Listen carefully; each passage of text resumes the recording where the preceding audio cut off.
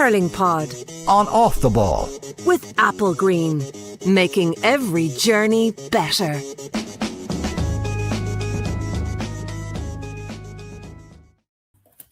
Come along, it is the Hurling Pod just after the provincial finals. Peter Casey, the hero today for Limerick, as they won the Mackey Cup for the 7th time in 8 years, edging out Cork in the end on Lee's side in the Munster final this afternoon in the wet and windy conditions. John Kiley's side weren't ahead for 65 minutes of that game, but they've now won 17 of their 18 finals of his tenure. Galway winning at Croke Park for the first time since 2020, powering past Dublin by 14 points to land their 4th Leinster title, their first since 2018 on Saturday night. Laois banished the memories of losing 2 finals in a row to see off a very wayward Carlow team in the McDonagh Cup final. And also on this pod we will be discussing what's next for Kilkenny following the departure of their manager Derek Lyng as well. The Hurling Pod here on Off the Ball is with thanks to Applegreen. They're helping you relax, recharge and enjoy the journey ahead. James Skehill, I can hear the notes going already. As I go from my notes, you're obviously flicking through yours, so you've got plenty to bring to the party here. I have a few little nuggets, right, yeah. I was just thinking from the very beginning, since we started this podcast, I think this is only the second real championship win that I've had that I can bask in on this podcast. Is it the first cup Galway have won since we started this podcast? Yes. We hadn't won one more either league nor yeah. So it was 2018 was the last Leinster title. So we won nothing since. Jesus, it's mad to think it's 2018 since the last one. Yeah, I've been spitting dust here. There's been no glory on our side here, Murph. No glory. You've had like 5 or 6 Leinster titles to bask in, and a couple of All-Ireland appearances. I've had nothing. Yeah. So remember the beat Tipperary in the quarter final going back in 24, was it, or 23? Got the years 21. Yeah. No? That's the only time I had a decent victory. This is the second time. So if I come across a bit smug, just bear with me, please, listeners. You're allowed it. You've earned it. You've earned it. By all means. And it's a clean sweep of Leinster for Galway as well, having already won the 20s and minors over the last few weeks as well. Paul Murphy, how are you keeping? Great, lads. Yep, flying it. Keep your powder dry on who you think the next Kilkenny manager is going to be. We will talk about that a little bit later on. Nobody is as smug as Darragh Donovan is right now. We're coming on here a couple of hours after full-time at Páirc Uí Chaoimh. And basically, Darragh went full Graham Souness at full time, as you probably saw on the TV. Here he is. For the audio listeners, he has planted a Limerick flag on the 21-metre line at Páirc Uí Chaoimh. You said, Skehill, it's a 5-point advantage for Cork anytime they play at Páirc Uí Chaoimh. It's been a fortress for them. For many times, we've talked about all the wins in a row that they've had, etc., etc. It's all out the window. Limerick have gone and stormed Páirc Uí Chaoimh. Yeah, it's up in shit. It's up in shit at the minute, yeah. But come here, I have to say, like, I know sometimes at the end of games when you make predictions or make assumptions, you can look like a fool at times. But that was a humdinger of a game, I said. That was extremely close and went down to the wire. So I know if you look at it as a prediction as a whole, you'd say, yeah, you're completely wrong. Which we were. Both of us were wrong at the weekend, I have to say. About the other game, yes, go on. Yeah, but the statement I made, which I got a lot more flack about this statement than I thought I would. You know, was the one where I made it, if both teams were at their best, Cork would win. Mm-hmm. But I don't think Cork were at their best. Limerick weren't at their best either today. No. You know, Limerick, it was an arm wrestle, you could say, for most of the second half in particular. And Limerick getting ahead in the 70th minute they got ahead. And Noel Larkin, the Galway coach, used to always say to us, like, he said, you only have to lead once. Yeah. that's when the ref blows the final whistle. After that, it's all erased to that point. He goes, but you can lead as much as you want, and being the lead for 69 minutes and 59 seconds does not matter in F. And Limerick, I thought, was a great testament to their character, because, you know, it was a lot of the old heads who stood up, and I mean that with respect to the old heads. You know, the Hegarty, when he went into full forward, caused untold damage for the Cork defence. Nicky was sublime. Again, you know what I mean? We don't know who his class is. Burns was awesome at wing back, and so was Kyle Hayes. You know? So you're looking at the guys. We talked all about the rejuvenation and fresh blood that come into the Limerick team, and rightfully so. But when it mattered in those last 4 or 5 minutes, it was those guys, the guys who've done it, 100 times before. And like you had said at the start of this, Will, did you say 17 out of 18 finals they've won? Yeah, and the other one they lost in penalties. Which I think, if you go across a record in any sport, to be honest, I don't think you'll find something as decent as that. Even when the likes of Barcelona or United were in their pomp, they didn't have a record with that level of percentage of success. So it's amazing, to be fair. And there's constant new opposition coming up against them the whole time. You know, it was Clare previously, then it became Cork, you know, and as continues to be Cork for sure. But they kept winning. Like, that record is just, it's sick. I've no other words to describe it. It's just sick. And it's very admirable, I have to say, that they keep going with the hunger they have. Yeah. Look, Murph, there's a million refereeing questions and questions about the freeze, and I'll bring you a bit of Ben O'Connor in a second, talking about the fact that there wasn't enough time for a third play on that free right at the end of the game. But Cork, very shot shy today. So 10 shots from playing the entire game. And Owen Cormacan from the Examiner in his report pointing out a very interesting one. The last score from play that Cork got in that game was the Brian Hayes goal on minute 38. And after that was freeze all the way. No, I'd say the majority, so what, probably nine of those shots were in the first half, I'd say, because in the first half they were actually very good, and they hit the first wide in the 29th minute. So, like, at that stage, you're thinking, Cork are on song today. And when you actually look at, I think RTE had up at half-time the spread of scores they had. It was like sideline to sideline out to the 65. Like they weren't easy scores to get.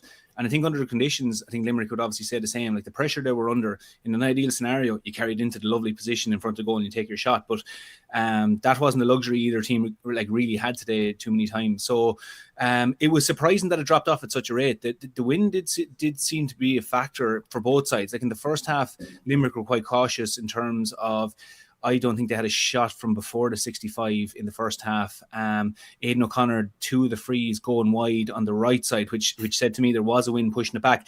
And I think even if you look then as well at the last free, which obviously we'll get to, like there was huge hesitation overtaking it. Whereas you look at Dermot Burns, the free he got there when Sean Finn was judged to have been fouled by Alan Connolly, he put that over from over 100 yards. So that was obviously a factor. But even regardless of that, though, not scoring from play after 35th minute, correct? And 38 minutes. Like regardless of a wind or conditions, again, that's one of those kind of big markers that if you tell either manager before the game that that's going to happen, you'd be grimacing. You'd be kind of thinking, well, Jesus, we're going to do well to win this match. Now, it was remarkable that there was only a point in it in the end, but that'd be certainly something, a statistic, I think, that Ben O'Connor might pull out during the week. Say, look, obviously enough, in certain scenarios, we talk about it the whole time, a team gets a purple patch, whatever it might be. We saw with Dublin and Galway. Galway, I think, scored about 1-3, or Dublin scored about 1-3 or 1-4 to Galway's 1 point in that purple patch they had to bring it back to a point. And Galway went down the other end and got the score and just kind of killed it. The score from play, and just killed it stone dead. So the importance of that score from play, albeit that the match was only a point in it in the end, it's like talking about Galway a couple of weeks ago where they had 17 wides. You convert a few of them, you win the match. If Cork just managed to get over 1 or 2 scores from play, maybe changes the complexion. I'm not just going to say they simply win the match after that, but the simple fact of not scoring from play after 38 minutes, you're going to have to look at that and go, that's not Munster final or Munster champion quality. We have to change that. So it was an alarming one. I didn't notice it, if I'm perfectly honest. It was only Will you threw it in there into the WhatsApp. Didn't notice it because the game was so frantic and hectic and there were so many talking points. It wasn't a case where I would have noticed that in the Leinster final, I feel, because it was way calmer and a camera, I suppose the word. It was way more pedestrian, I think you'd call it. But in this match, I didn't actually notice it until the dust settled and someone said it. So that's probably a reflection of the intensity the match is played at.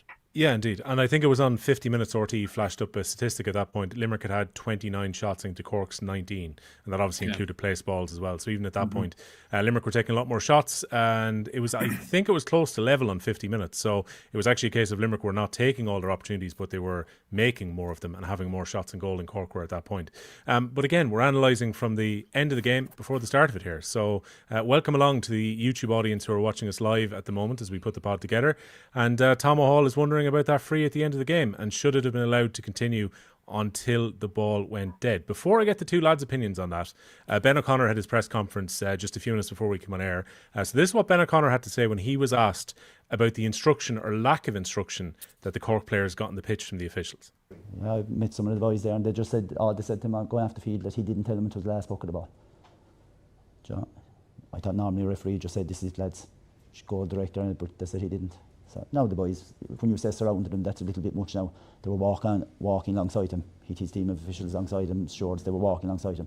There was no one raised their voice to just say, why didn't you tell us? That was the only issue the boys had. Maybe going for the third pass, Ben, back into Tim O'Mahony.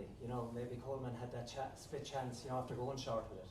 Yeah, against the breeze, big breeze. So look, but if you were told, maybe the third pass wouldn't be there, then you'd know in your head, like so. Yeah. I spoke with William O'Donoghue outside and he said he was told that it was the last shot. Which is great that he was told. We weren't told when we got the free. It was brilliant that they told him. Fair play to whoever told him. Right. So that's Ben O'Connor's take on it. Again, I don't know how much information was relayed by James Owens or by the other officials to Cork before that was taken, but I think we were all fairly aware watching it, Murph, that it had gone well over. I think it was 2 minutes over the allotted 5 minutes. Obviously, you're in referees' discretional territory, but it would seem really strange to me if the ref didn't turn around to, at that point, Collins, who was getting ready to place the free, and not say, do you know what, lads, this is last play, you're going to have a shot.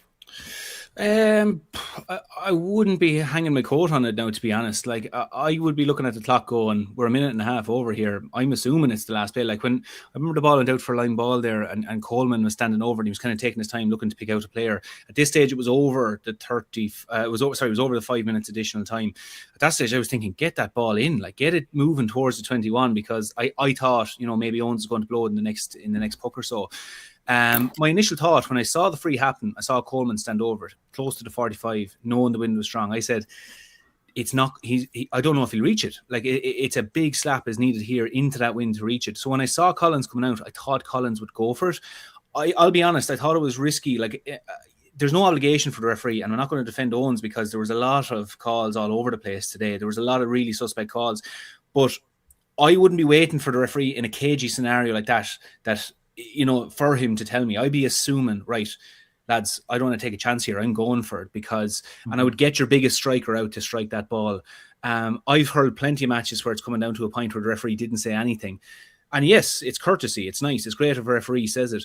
But I don't think James Owens has to make it known to everybody on the field that this is the last play of the game at that stage. It was 5 minutes overtime, and this was the 77th minute. I'd be absolutely just going, take this, that this is the last play of the game, and don't be taking a chance. So I understand, I understand where Ben O'Connor is coming from. Like, Ben O'Connor's blood is up. He's been interviewed after the game. It was a fierce battle. And my feeling during the game was a lot of players were frustrated anyway, because there was a huge amount of calls where I could see why players were being frustrated.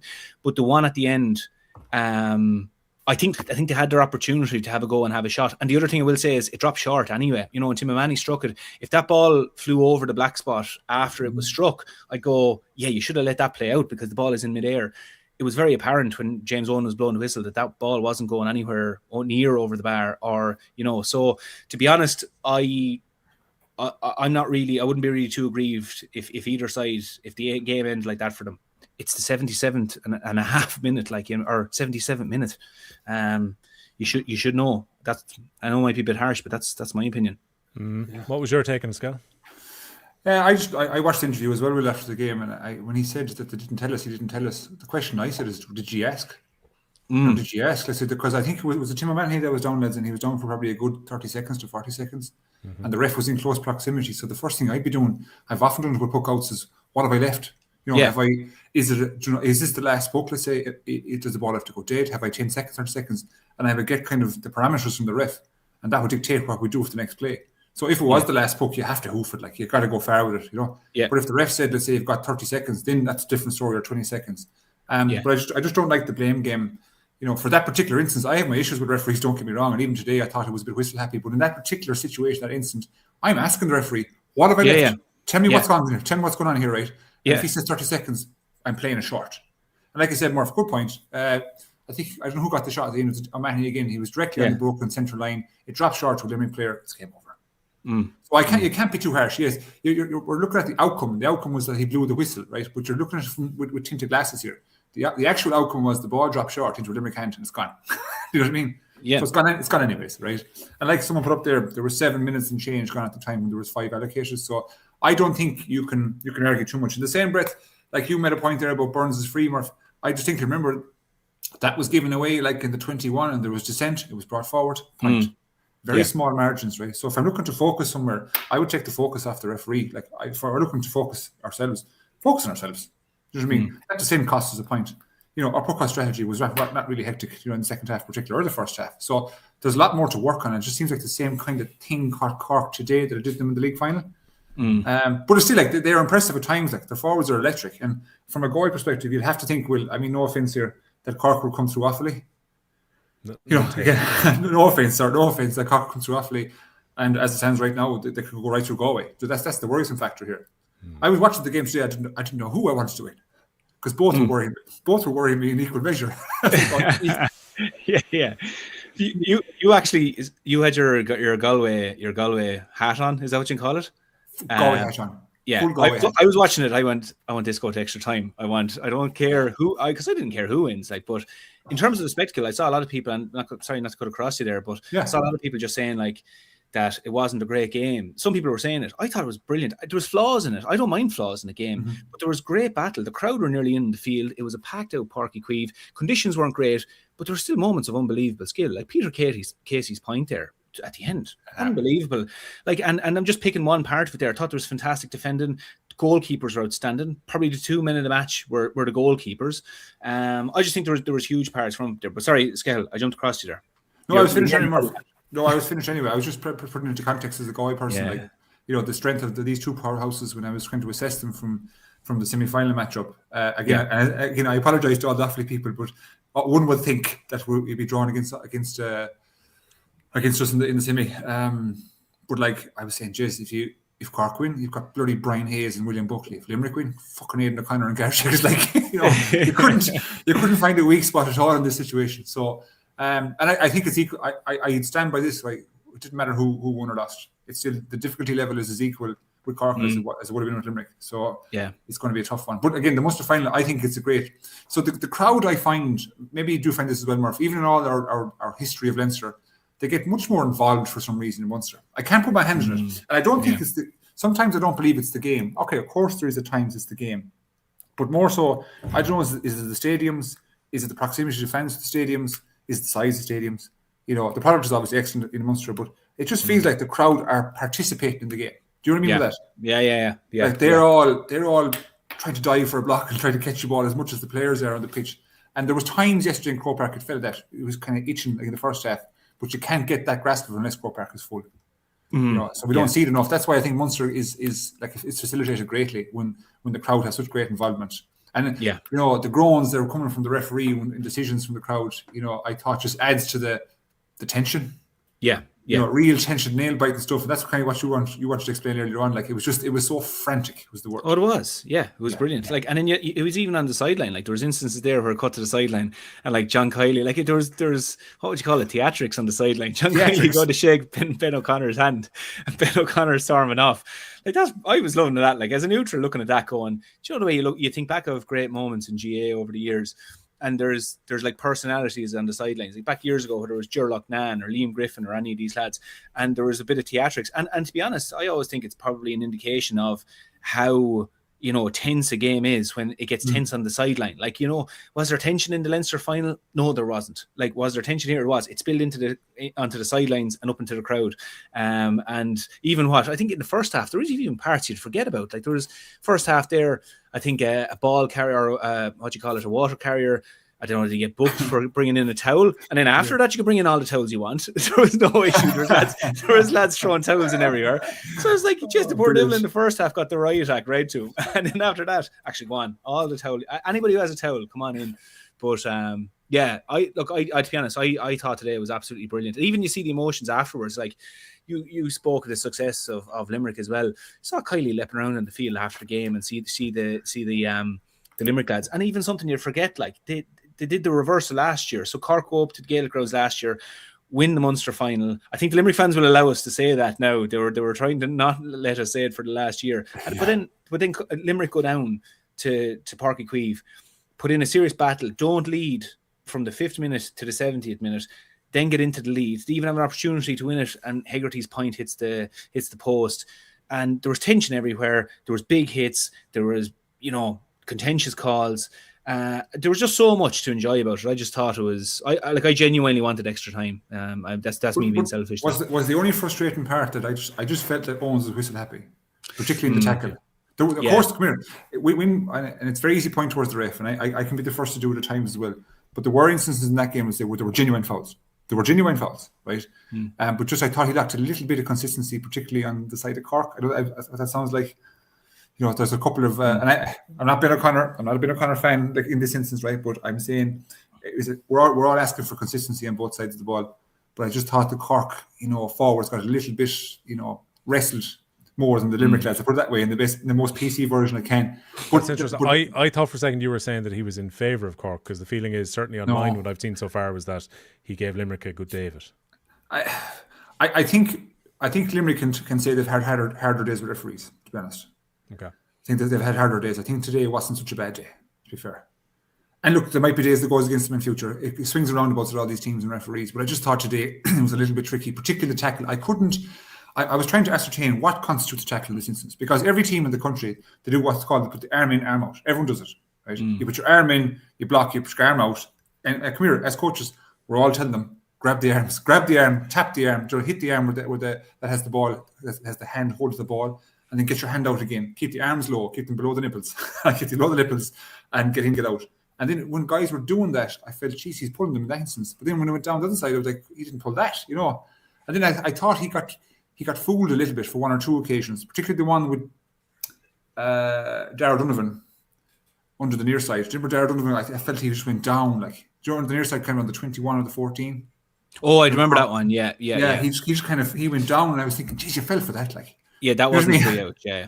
Was that free in at that stage? It was a free out. It would have been. See, he would have been over carrying, but he kind of he went down easy and got the free. But then there's another instance where Shane Barrett just grabs Diarmaid Byrnes. Hand, that was the one I thought it too, where I just like that. Now it was Barrett went in, and I texted into the group at the time and kind of said that he doesn't. Yeah. James Owens didn't caught the difference there between Barrett went through and he just grabbed Burns' hurl, and like I think I've said here several times, I admire Shane Barrett. He's one of the best hurlers in the country, lightning speed, and has nothing to do with whichever player did it. But he just grabbed the hurl and went down and was free in. And in moments like that, I feel the frustration of the players, because Burns tried his very best just to do a tackle.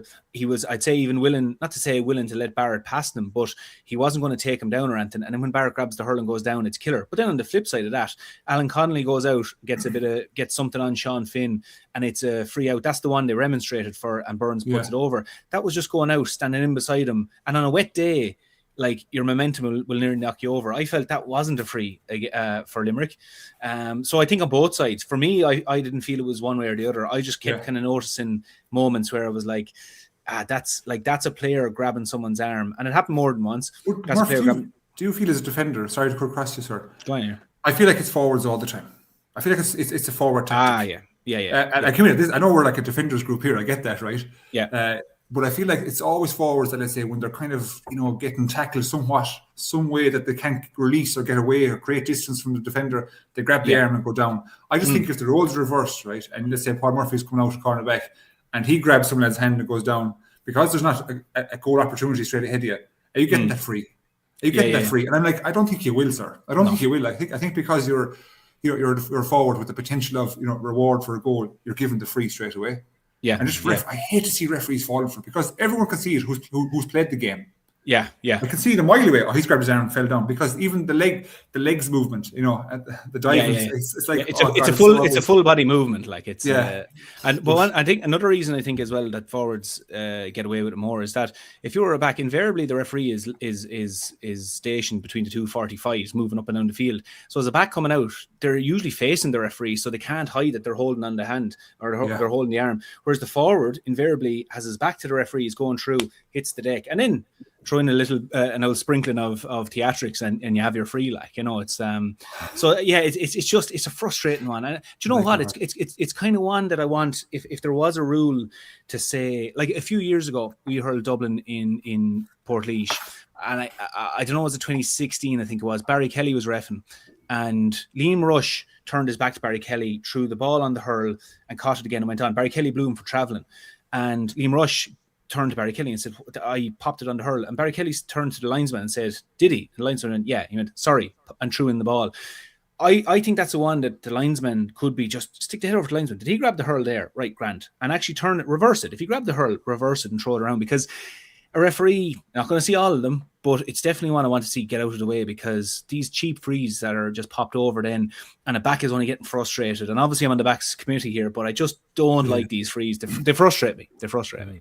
The main inconsistency has been picked up here I don't want to ask Murphy about his tanning regime yet. We'll come back to that a bit. I know. You saw that, did you? It's just I have a warm light bulb there in front of me, so I pull back the curtains here now. I'm not. What would you call me? I wouldn't be basking in the sun. So no. Trump is not taking tanning tips from Trump. As has been claimed there. No, he's always had a good tan. This is a 4 holidays a year kind of man, anyway. But yeah, Michael making the point here about the inconsistency was the penalty which wasn't given up the other end after Cork at their penalty. So O'Brien is wrestling with O'Leary. He goes down. All intents and purposes, Skehill, to me that looks no different than Kyle Hayes' pull down at the other end. They should have both been penalties, shouldn't they? I disagree. Go on. I do. I thought the Hayes, the Kyle Hayes instance there, where Brian Hayes was directly in front of him, was completely intentional. You know, with the left hand grab coming across him, I thought that was he initiated contact with the right for the right reason. If you were that way, yeah. The second instance with the Bull O'Brien, I didn't think so. I thought there was 2 of them in it. Will, to be honest. I know it didn't make a difference in the grand scheme of things, but just from my perspective, I think body position, if there's a Cork man in front of you and a Limerick man behind you, and you're a Limerick man's defender, and you're wrestling them out of the way, let's say you're impeding them playing the ball, if they're side by side and they're both at it, I'm saying it's fair game.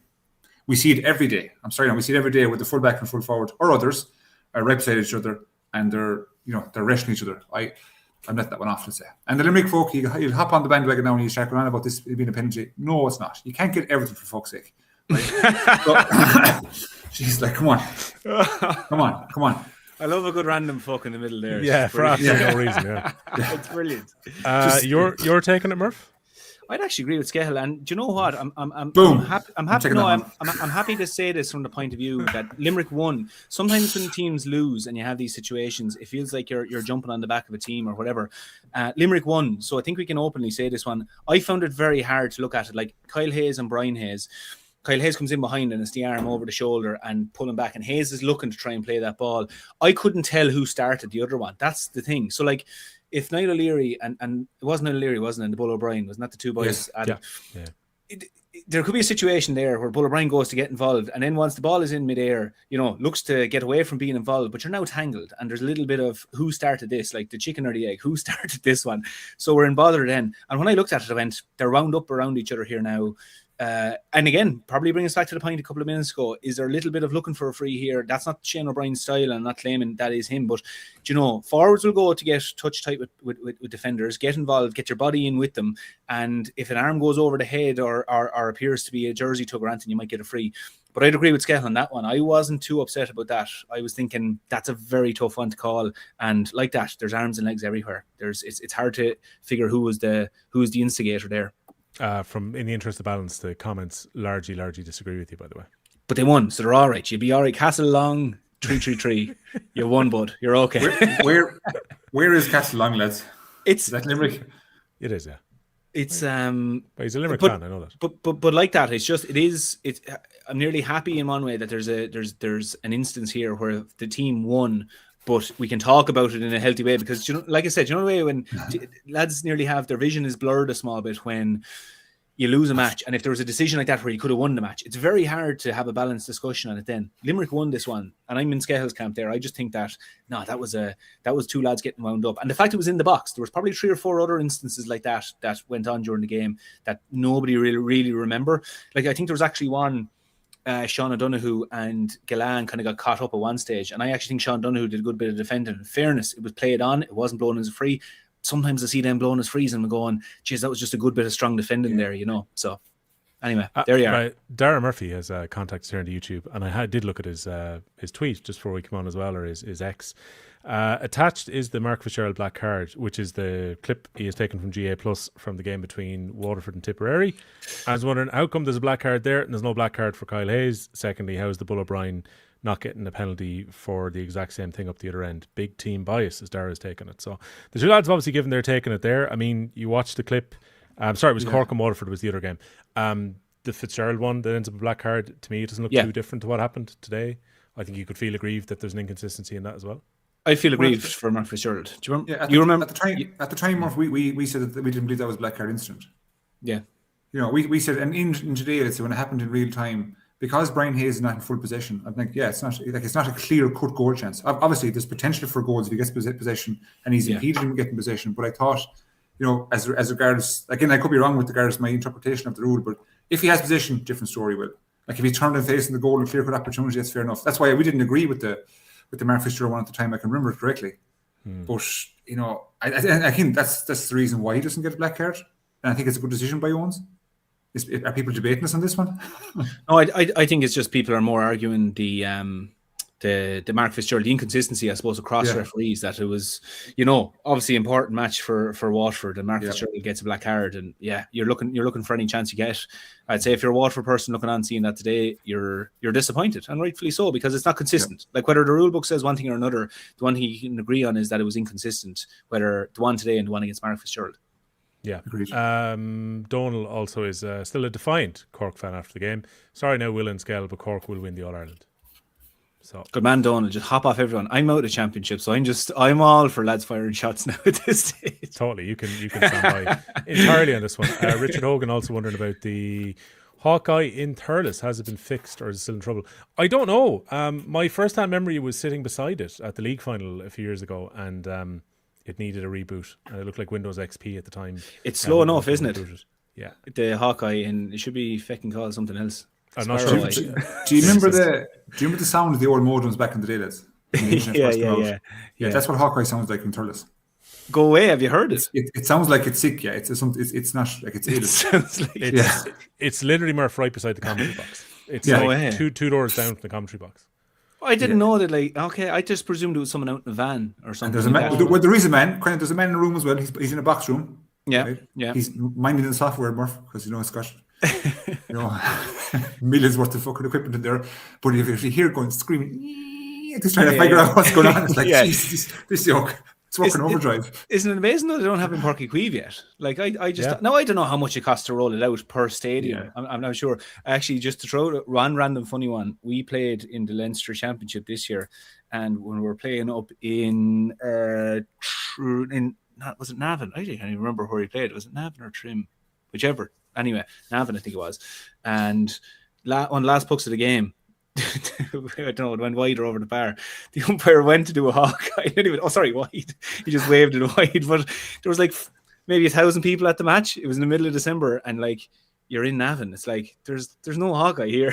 The umpire, I just said, Jesus, lad, you're reaching there now. But I was very surprised today because there was a call near the start where I think the umpire kind of wanted to go to Hawkeye. I'm not sure. But I just remember thinking, I was like, God, how don't they have it in Páirc Uí Chaoimh yet? Does it cost hundreds of thousands to roll out, or is it just a case that, what is it? I'm not sure. Again, I would have thought when the stadium looks as good as it does. I haven't watched 2 games there this weekend. I'm very impressed how they got the soccer lines off the pitch as quickly as they did to have the pitch in absolutely perfect condition for today, that you wouldn't have Hawkeye there. But I don't know. If we've anyone knowledgeable on this within the comments, by all means, tell us how much it costs to put it in.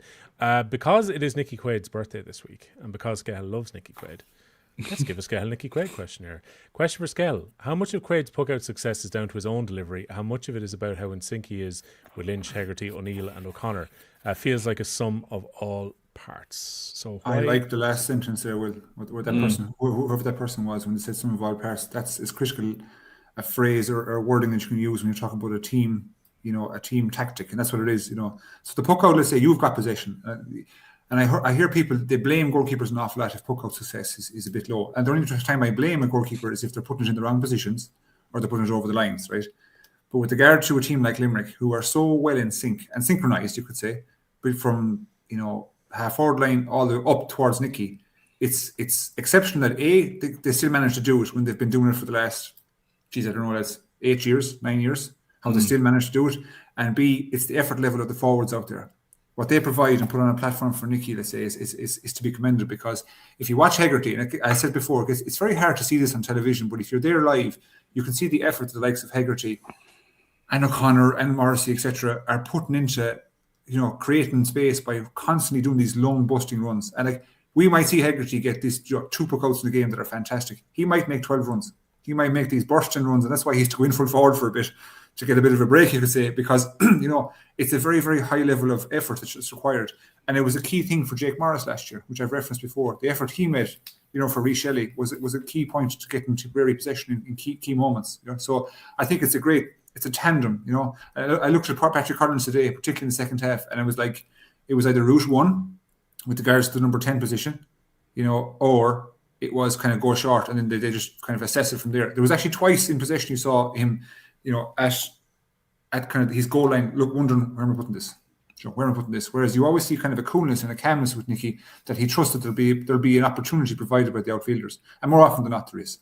So like they're synchronized well, very hard to stop, but it's a team effort, So I want to harp that. Yes, his execution is fantastic, but the effort of the forwards outfield and the midfielders to get out of the way, which that sounds a bit damning, but there are times where the midfielders just have to sacrifice themselves, just move into a position, that creates space for others, because more often if you get possession, you're half forward and you're on the forward attack, and I just think it's exemplary, and it creates so many opportunities for people.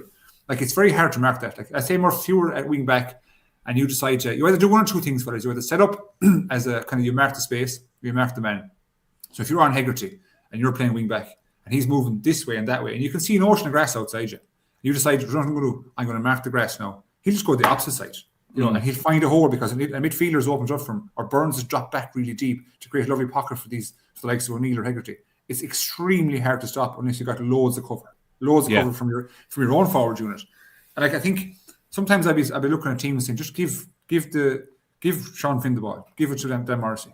Don't be allowing these big runs, because what happens is when you get half forward line position, then Adam English comes into it, and Gerard Donovan and Keane Lynch, where opportunities arise and you get channels. Yeah. So I think it's a great system and a plan that Limerick have developed over the years and continue to do it at a high level. And I just can't, for the life of me, understand how teams haven't adopted somehow. Because you think now over this period of time, teams would know how to stop this or negate it, or even mitigate the risk, but they haven't. Yeah. Which is amazing.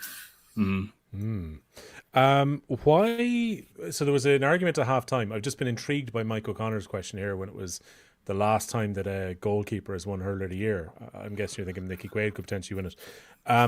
So no one's won it in the GPA era since they came around in, 2013, I think. Did Gerard Cunningham win it? Gerard Cunningham won it in the mid-80s, 1986. He was Hurler of the Year. Knowledge right there. Good knowledge right there, yeah. I was having good. a quick flick through it just to see, yeah. So Texaco Hurler of the Year 86, Gerard Cunningham. That's the last time. And did Noel Skehill win it? Oh, why did I close it down? Possibly. I think he did win it. I think he won it like around Noel Skehill or Ollie Walsh. If you get the year right, I'll send you a bottle of my water. Right. I'm going to give you hands clean in the air. I don't know if I'll get this now. Noel skiing, I'll say 74. No, not 74 anyway. Balls. I don't think he did, lads. Really? No. 82. Oh, sorry, he did. Sorry, 1982 he did. Sorry, I skipped past it in 82, yeah. That's true. Good knowledge. So 2 in a 5-year period. Did Ollie Walsh win one? I don't know if Ollie won one. He was very good too. He was brilliant back in 1967. Boom. Are you just a historian, Skell, or had you watched videos? Okay. I'm hot now. They're the only 3 that I can see. That was my own question. Yeah, you're going back through when Christy Ring and Nicky Rackard and the boys are winning the ones in the 50s and 60s. But boom. Great shout. The question was, is Nicky given a chance? Is that the question? Yeah, I think so. Well, obviously they want to know when was the last time someone had done it. So I'm happy to take Gerard Cunningham 86 as the correct answer. Yeah, it hasn't happened in hurling circles, let's say, ever. I think it happened before with Cluxton and David Clark getting nominated for Mayo and Dublin, respectively. A few years ago. Yeah, there was 4 lads nominated for Footballer of the Year that year. Yeah, it was unusual. How we have 2 goalkeepers and one of them knows he's up for Footballer of the Year, but he's not getting an All-Star. It's just... sure, the age-old one of Brian Whelan, sure, was it 94? Yeah. That's just... Hurler of the Year, no All-Star, by the way. That's like... Jenny also pointing out the Hurler of the Year award in the pre-1995 year, which is Texaco Hurler of the Year, widely recognised one of the best netminders to ever play. There you go. Okay. Good show from Jenny 84 there as well, which had flown by at the same time. Yeah, I mean, to be fair to Quaid again, absolutely brilliant. That save in the first half, particularly, that was full stretch. I know Don Logue said at halftime you kind of expect him to save them, and maybe that's actually just talking about his high standards. So that was an incredible save. Yeah, but I think the same can be said for the Munster Championship as a whole.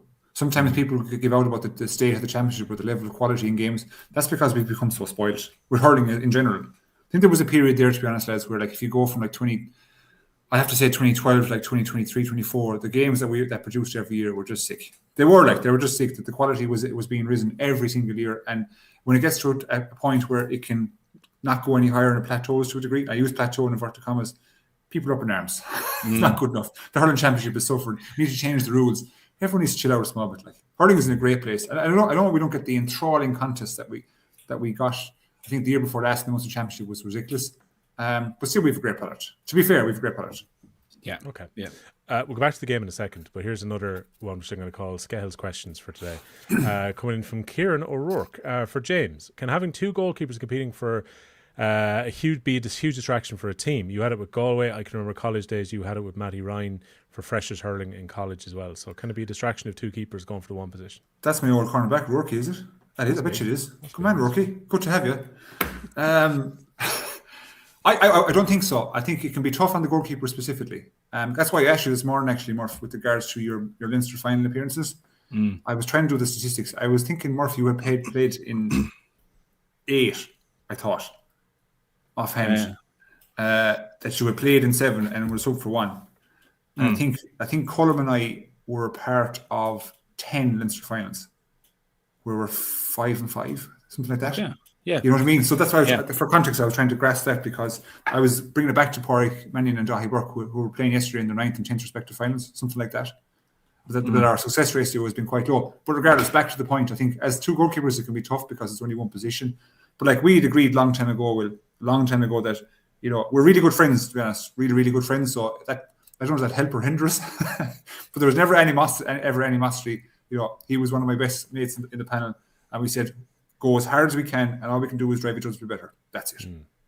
And then made the best man win. And then when the best man did win, there was never an issue. It was just keep going throughout the course of the championship and see where it brings you. Yeah. So. Castle Long was wondering what my thoughts were about playing an angry Cork in a couple of weeks' time. Yeah, I mean, it's probably going to be an angry Cork. I saw someone else saying, would you risk Darragh Fitzgibbon if you're the Cork management at the moment?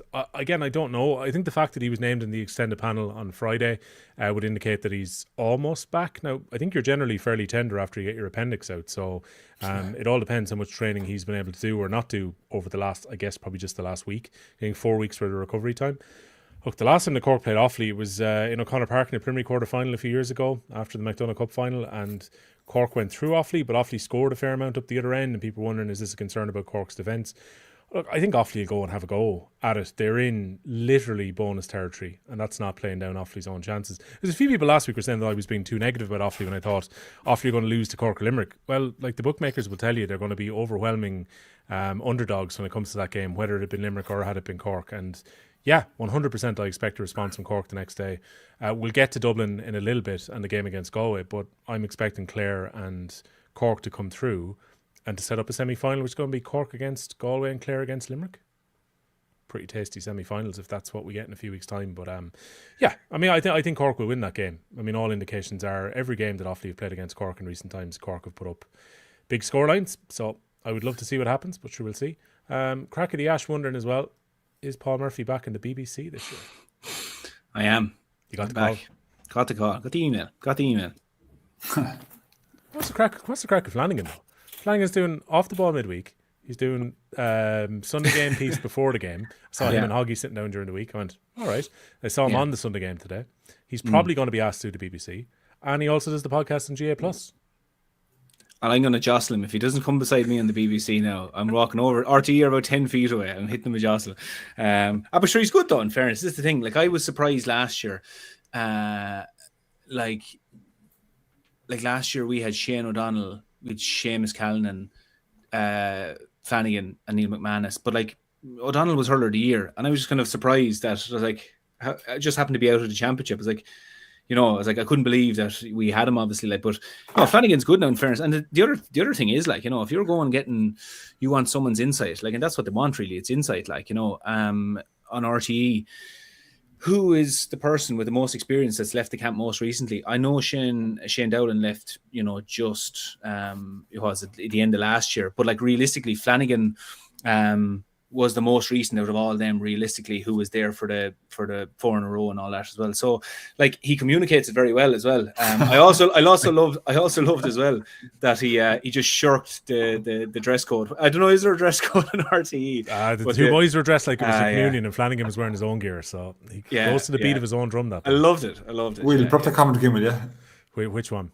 put up that comment with the disco. That one, it's rare I laugh out loud. The comments. That's very good, lads. We all did it. For the audio listeners, O'Dwyer, Cannon, and McGrath making them while Flanagan is doing the rounds like a teenage disco. I love it. In fairness to Flanagan, he did say if one of you two boys are away, he'd be happy enough to stand in and do this pod as well. So I enjoy him though. I do too. No, he's great. He's a very calming tone and saying, again, it's very hard to get inside into the Limerick camp. Again, more in your own time, it was hard to get inside to Kilkenny back in the day. So and now there's happy in it. Now we're fighting each other. It's just a different viewpoint as well, a different voice. Yeah. Look, I agree. As Murph just said, and Castlelong has said there, the reason that he's getting so much work at the moment, everyone wants an insight into the Limerick panel. Of course they do. I mean, again, it's one of those things. If you look at the Dublin footballers over the last few years, if you can find someone who's really good, I think that's why people have naturally gone towards getting Brian Fenton this season and a few players like that. You want to get an insight into them. It's no surprise that when it came to hurling, I think everyone got a run out that was off the Cody teams with Kilkenny. Or they tried to go for, say, the biggest names they could get from that team. Because naturally, they've been the dominant team in hurling. And I do enjoy the Flanagan's a little bit differently. He's a different take on things as well. And he didn't get enough of a word in before the game, I found. That was the only one thing. I don't know, is there kind of are they proactive about like one question, but then they leave the question on the floor for quite a while, and you kind of have to get your point in, you have to jump in. Because I was like, there was one or two points there that I felt I wanted to hear Flanagan's opinion on a little bit more, but it seemed to be a case that it was you're fighting for scraps to try and get your word in, you know. I wonder as well, like, because Sheedy and Dunlogue are so much part of the furniture of the Puntry team, that therefore you're naturally kind of going to lean to them slightly, and you don't necessarily go to the new guy quite as much.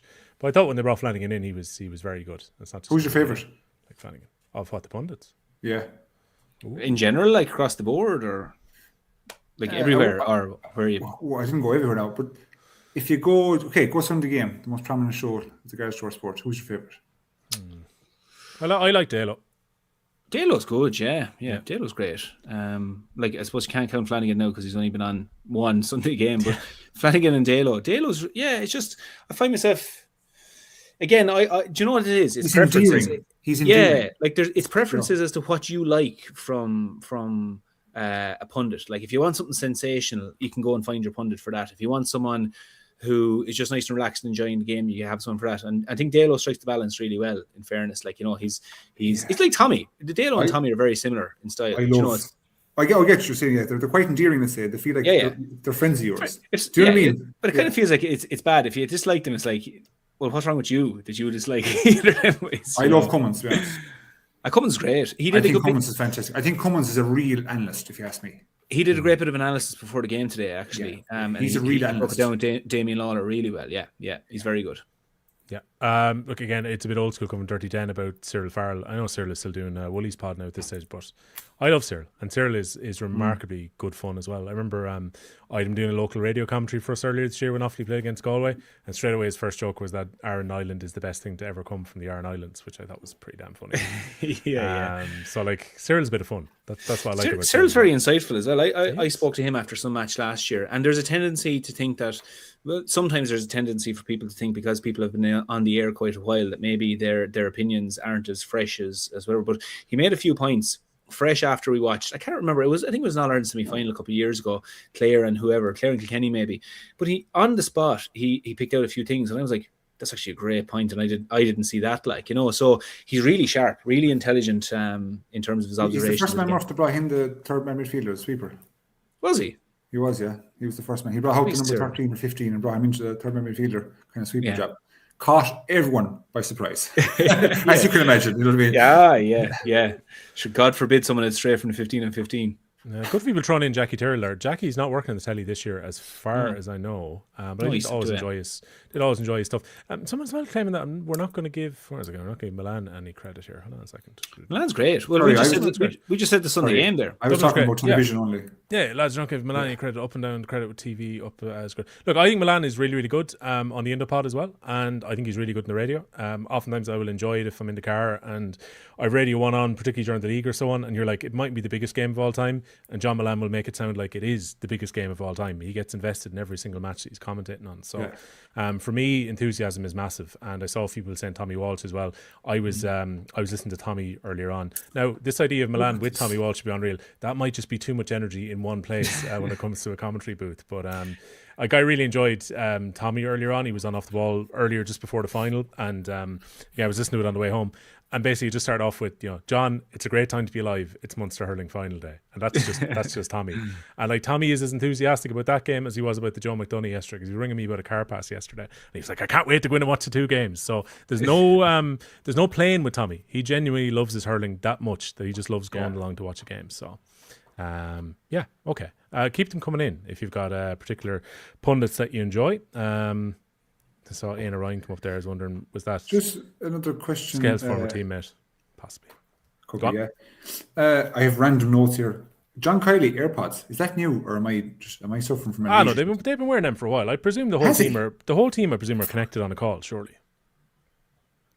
Is it on a call? Is that not his first day? Is that not his first day doing it? No, I've seen him wearing AirPods before. Fuck man, sorry, I must be missing this. No, look again. You've got your wonderful new headphones. Which are here thanks to Bill for sending them on again. The two lads are wearing the new ones. The new ones are actually beside me here on the desk. I'm still wearing my old ones, but thanks to Bill for sending us out the headphones. But I would assume that they're probably connected to the SAS team and stuff. I would imagine. Lads must be lads up in the stand feeding stuff down. Because I've seen Kinnerk wearing them as well before. Pádraig Joyce I saw wearing them anyway. He's the first lad I saw. He used to wear one more. Someone's wearing one on there. But I'd understand wearing one more than wearing two, because you want to be able to hear what's going on. Yeah, sensory overload there with just someone like 10 lads talking in your ear there. Like, you think you're going nuts. I would have just thought you want to hear the match and hear what's going on around you as well. But anyway, I don't know. What do I know? No, maybe he has new ones, but I thought he had the old style ones, the longer ones on before. I was sure I saw. Are you sure he's wore them before? I feel like today was his first time. I'm sure I saw that. I'm just maybe I'm gone crazy here, but I love the way there's 100 talking points in the game, and the one Skehill doesn't want to get started. Did John Kiley wear AirPods before? I know. Is this his first time? It's a random note. Yeah, I'd say John Kiley's driving home today, tuning in to see did we figure out his rotation of players and his puck-out strategy. And he turns it on and goes, "Has Kiley ever wore AirPods before?" I know, it's so ridiculous, isn't it? I do like the crack of the ashes here saying that Kiley's actually listened to Welcome to the Jungle for the duration of the game instead. Yeah, I don't know. Again, maybe I'm gone crazy, but I was sure that I saw him wearing them before. I can't remember. That's all. I know Pádraig Joyce 100%. Like, I've seen him wearing them loads of times. Yeah. There's a good few of them do them now. It is more and more common, and I would assume it's when you're in a big stadium and your boys who are feeding detail down are up. Yeah. Everybody has that now. Yeah. Do you know what? And I will get off this now in a second. I was sitting with the stats team earlier this year. It was a football match though, and again, similarly, they were just beside us because they needed power, so they were in beside where we were doing the updates and stuff, and they were feeding information down to the management team. But I don't think it was the manager who was actually on the call. I think it was one of the selectors, and basically they were just feeding down that there was space behind player whatever, or they've now lost 3 puckouts or whatever it was, and they were just on the call full time throughout it. I was surprised they actually came in a booth where there was myself and 2 other journalists were sitting in there, and they were just having the conversation away with the rest of the management team. Yeah, but they obviously had a much better vantage point because they were up much higher. So completely, yeah, it's much better. Presume that's why they do it. But I have another question for you. Go on. Jim, last week I was saying about if both teams played their best, right? So I want to ask you, in terms of today's performance, what percentage out of 100 would you give Cork and Limerick in relation to their best? So would you say Cork produced 50% or 60% and Limerick's the same? I'm just because I've written down here my opinion, again random, but I'm trying to get a feel for are you watching the same? Are we on the same page here? So Murph, with regards to Cork, out of 100%, what do you think was their performance today? I'd go low 70s. I'd go 70. See, I think you can't go too low either because both teams put in a big performance. It was full of mistakes, but I'll go 74%. 74. Okay, and Limerick? I'll go Limerick. Interesting. Limerick. I'll go Limerick 79%. Won't get them into the 80s just yet. I think Limerick are a bit lower than that. I think there's a lot more to come from Limerick. I think Limerick kind of mid 70s today. But like, okay, I know this is all just compared to the very best level now. Yeah, there's a lot can happen in that 20%. 20%. I know it's very subjective. I know, yeah. You know. Yeah. I win Cork 60 and Limerick 70. Okay. I can't get away from the shot count from Cork. The shot count is my biggest indicator of how a team performs. I just can't get away from Cork. You know, and from Limerick's perspective, all the shots they had, which is 42 or 43, you know, and because they didn't convert as many as we've seen in the past, that's why I have them at 70. Like, yeah. But I think the principle on the snap poll, if you just want to take, you know, your principle where they were at, I think pretty much everyone is putting about 10% in between them. In terms of the answer, yeah, give or take. I love the way lads are just throwing in their ratings. Like nobody asked, well, how are we measuring this? Lads are going, oh no, they're 85%. But you know what I also loved? I think there's one there. I think River Power put it in. And he just goes, 70 is an A, lads. Like they're telling us what an A, B, and C. Oh, jeez. Wow, we were in school, 70%. What? Yeah. When we were in school, 85 was an A. 70% is a first-class distinction in college. Yeah. I think you want to be more towards 85, 90 if you're back in school. But yeah. We're very subjective about it here. If Essa Dunne was right in Cork, we're 40%. Cork has got a lot of improvement. If you got 70% of a first-class A, you got a third of the fucking exam wrong. That can't be. I know. Look, it's all about how it's marked, Scale. It's all about how it's marked. Sorry, that was a random question. Yeah. Well, I just got a text off Tommy. Are you on live? Well, he's missed his complimenting him, so tell him to hook up. Murph, we're on since. Yeah, we'll send him the link. Fire up the laptop, send him the link, get him on. Don't commit. Make it happen. Jump him in. I'll text him. He's probably on the way home, though. From San Fran. Yeah, from San Fran, i.e. Cork Rays. If he wants to come on, send him the link. We'll bring him on, no problem. It'll mess up my lovely screen that I've created for us here, but I'm willing to do that for Tommy. I just said, do you want to come on? I'm serious. We can send you the link. So, he'll crash the fucking car over this. I don't know where he is. It tells me that he's actually, I'm looking at it, he doesn't have great reception at the house now, and the messages aren't delivered too quickly, so I think he's home. Is he home? He's the old modem, Murph, is he? I know how Tommy has a distance. He's the old modem. Tommy bad Wi-Fi. Oh yeah, no, he's the modem. Yeah. So wait, no, he sees it right. Go on, Will, keep it going. See right. Okay. Darragh Fitzgibbon, how much of a loss was he, Scal? Because I believe when we get to about an hour in, we'll start for our sins talking about that Leinster final. But Darragh Fitz, I think they mentioned on the telly he'd been man of the match twice in those recent wins that they'd had against Limerick. How much of a loss was he today? Well, I classify Darragh Fitz as a Rolls-Royce player. Mm-hmm. So if anyone says that Darragh Fitz wouldn't make an impact in today's game, it's just talking out of the backside, okay? Of course he makes an influence. Now, in what area he makes an influence, I don't know. But I think he does three things from my perspective, right? He runs hard at defences, which pulls you kind of around the place a bit. So he would draw the likes of Burns or Hayes into difficult areas. He scores from distance, as I see all the time. And he gets around as a great outball for his defence. Sometimes I thought Cork today lacked a bit, was connecting the middle. So they got the ball on their backs, and then when they got to connect into the middle area, I didn't think they got enough times with it. So that's why you often see Darragh Fitzgibbon dropping off deep, collecting the ball, taking on a run. So he was a huge loss. But it's very hard to put value or worth in exact science as to what he would provide. Like I could stand here and say, oh, he's worth 5 points. I don't know, but I think he's a huge loss. I think he's a huge loss to Cork's overall system. They're from both ways, from an attacking perspective and also defence working out. So he's a massive loss, huge. Of course he is, and Kieran Joyce too as well. I think is a great loss. Mm-hmm. Now, in the same breath, I have to give kudos to Damien Cahalane. Cahalane has done quite well, done really well, and I think people are quick to jump on his back a little bit because they're comparing him against other defenders in the Cork defence. But I don't think that's fair. I think he's equipped himself really, really well, which is a very hard thing to do. Let's say when you're shipped into a position like the fullback position, which is such a hard one. So he's performed really admirably, but in the same breath, I will say Kieran Joyce and Darragh Fitzgibbon, 2 huge losses. What they're worth, I don't know, but they're definitely worth, their salt in both ends of the pitch. Yeah, no, I'd agree. I think it's been massive. Galan today, getting the hook, very unusual, Paul. Yeah. See him coming off. I thought he worked quite hard. He's obviously had this great record against Cork, and he's given them nightmares before. Today wasn't his day, though. He kind of snapped at a couple of shots where you'd normally expect to put them over. He didn't look entirely sharp. I appreciate he's still coming back from that injury from a few weeks ago as well, but today very much not his day, and it usually is when he plays against Cork. No, like I said, I think Sean Donoghue had a good day on him. I know he picked up a yellow card along the way, and it looked like Gillan got on a few balls early on, but obviously I think he hit the first one was a wide.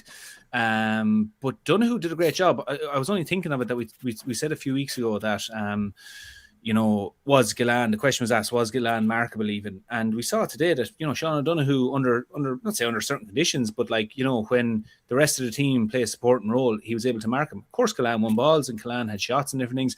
But I think the moment was, because himself and Donoghue actually came off, and it's interesting, Ben O'Connor, big call and a great call, I think, out of him, not wanting to risk another back picking up another yellow, or let's say O'Donoghue getting a red card, changes him out.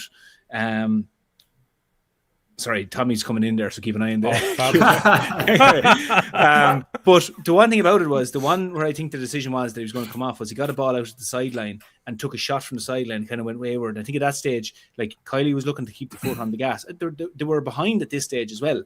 So, when you're looking at the quality of lads on the bench there that you could potentially bring in, sure, who did they bring on for him? Wasn't it Adam English? I think how did that start? That's what I can't fathom. Yeah. I don't know. When we're picking teams and we're looking at the likes of Limerick, they say Adam English is a certainty. In my book, sorry now.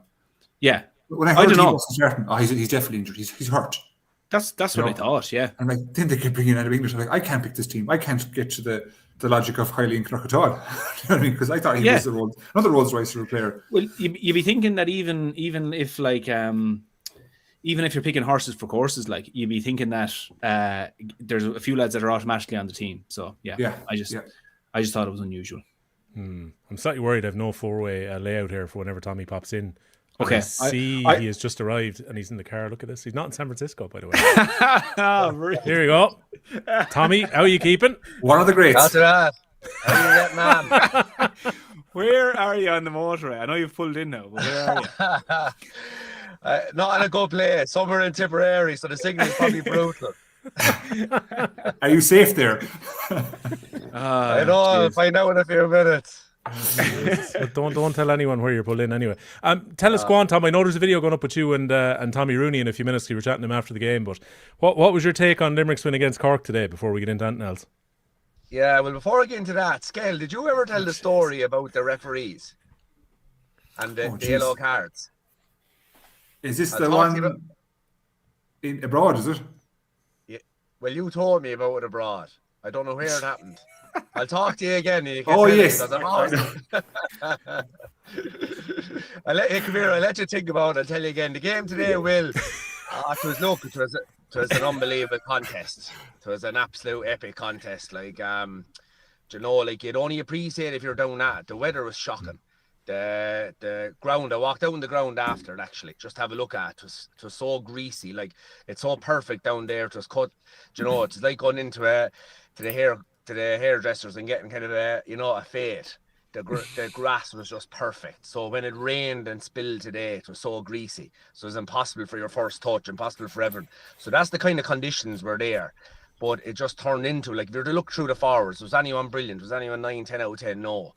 But as a contest, it was just absolutely epic. Now, the crowd were brilliant as well. They were on top of the game all the way through. And in fairness to Limerick, they must have gobbled up a few good tickets because it wasn't your usual kind of 80%, 20% of Cork.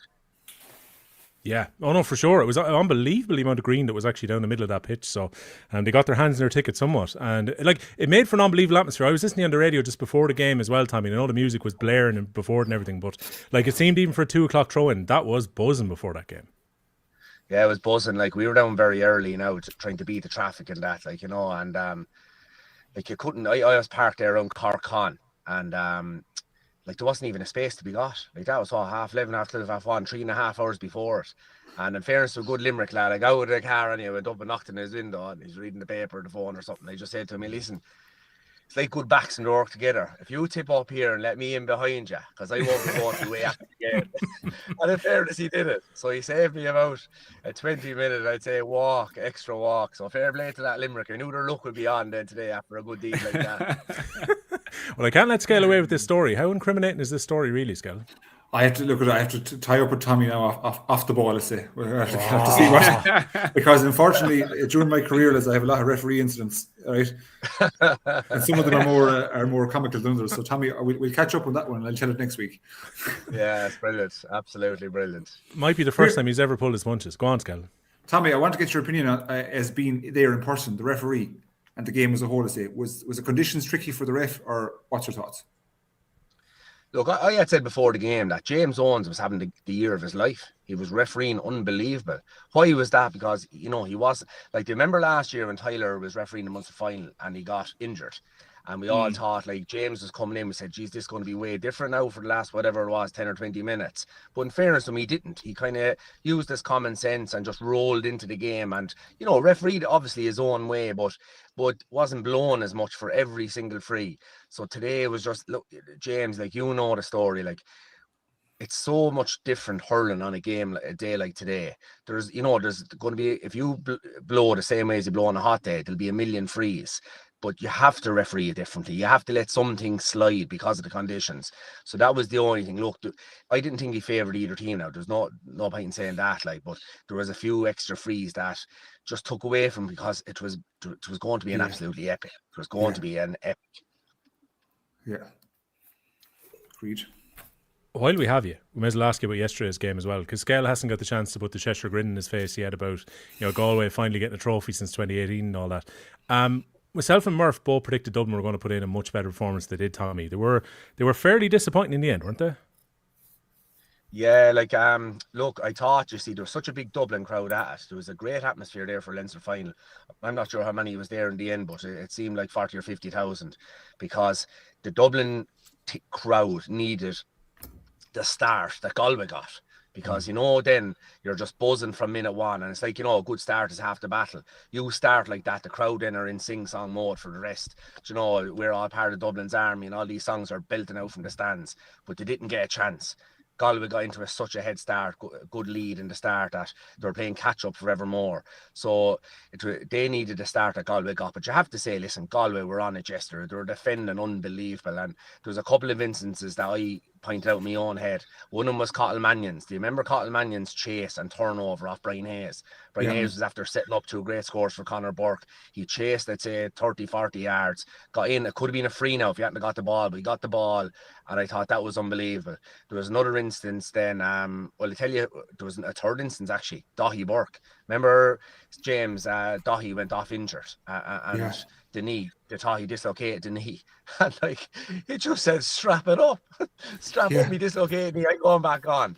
Well, now you have someone, you have a team. And if the younger lads are looking at that, then they have a little bit of a niggle. They're not going to go over and look to the sideline and do the, the substitution, roll the hands at all. Like, they're going to stay going. And that was the difference, I thought. I thought it was all about Galway yesterday, Yeah. So, Tommy, like, I was talking to one of the management team this morning, right? So he goes over, he says, I think I'm after dislocating my kneecap. But I put it back in, he said. Strap it up. Yeah. Like, what?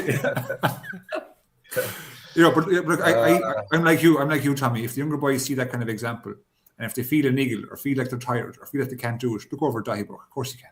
Of course you can do it. Yeah. Just mean pain is temporary, as they say. And like you were there. You were there in person. You saw the ovation he got when he came off. Yeah. He was taken off on purpose. He was taken off on purpose to give him that moment, I thought. Obviously to rest him, of course, but to give him that moment as well. Like, and he's a kind of man that doesn't show a huge amount of emotion, let's say, publicly, if he wins a free or gets a good turnover. So when he started raising his arm yesterday, everyone in the crowd stood up and gave him a standing ovation because he deserves it. He's a warrior. Yeah, he's a lad that's around so long. We don't know him at all, do we?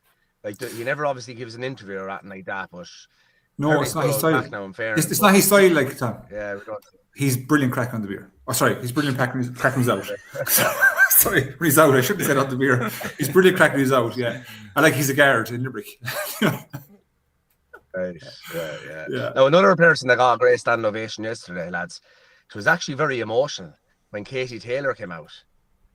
Like the play, it was unbelievable. So I'd say grab up them tickets the minute they come out, because this is going to be a tribute, like to Horace, like Dahi when he came off there. It's your kind of the stand ovation he got was for the year. It wasn't for the game. It was the year of service he's given. And those, well, Katie Taylor, when she came out, oh my God, the place just erupted. And what you loved as well, the young lads didn't care. They said hurling the mini sevens in the middle. Balls were flying over our heads and everything. So I have to say it, Tom. My cousin, right? I have to say it.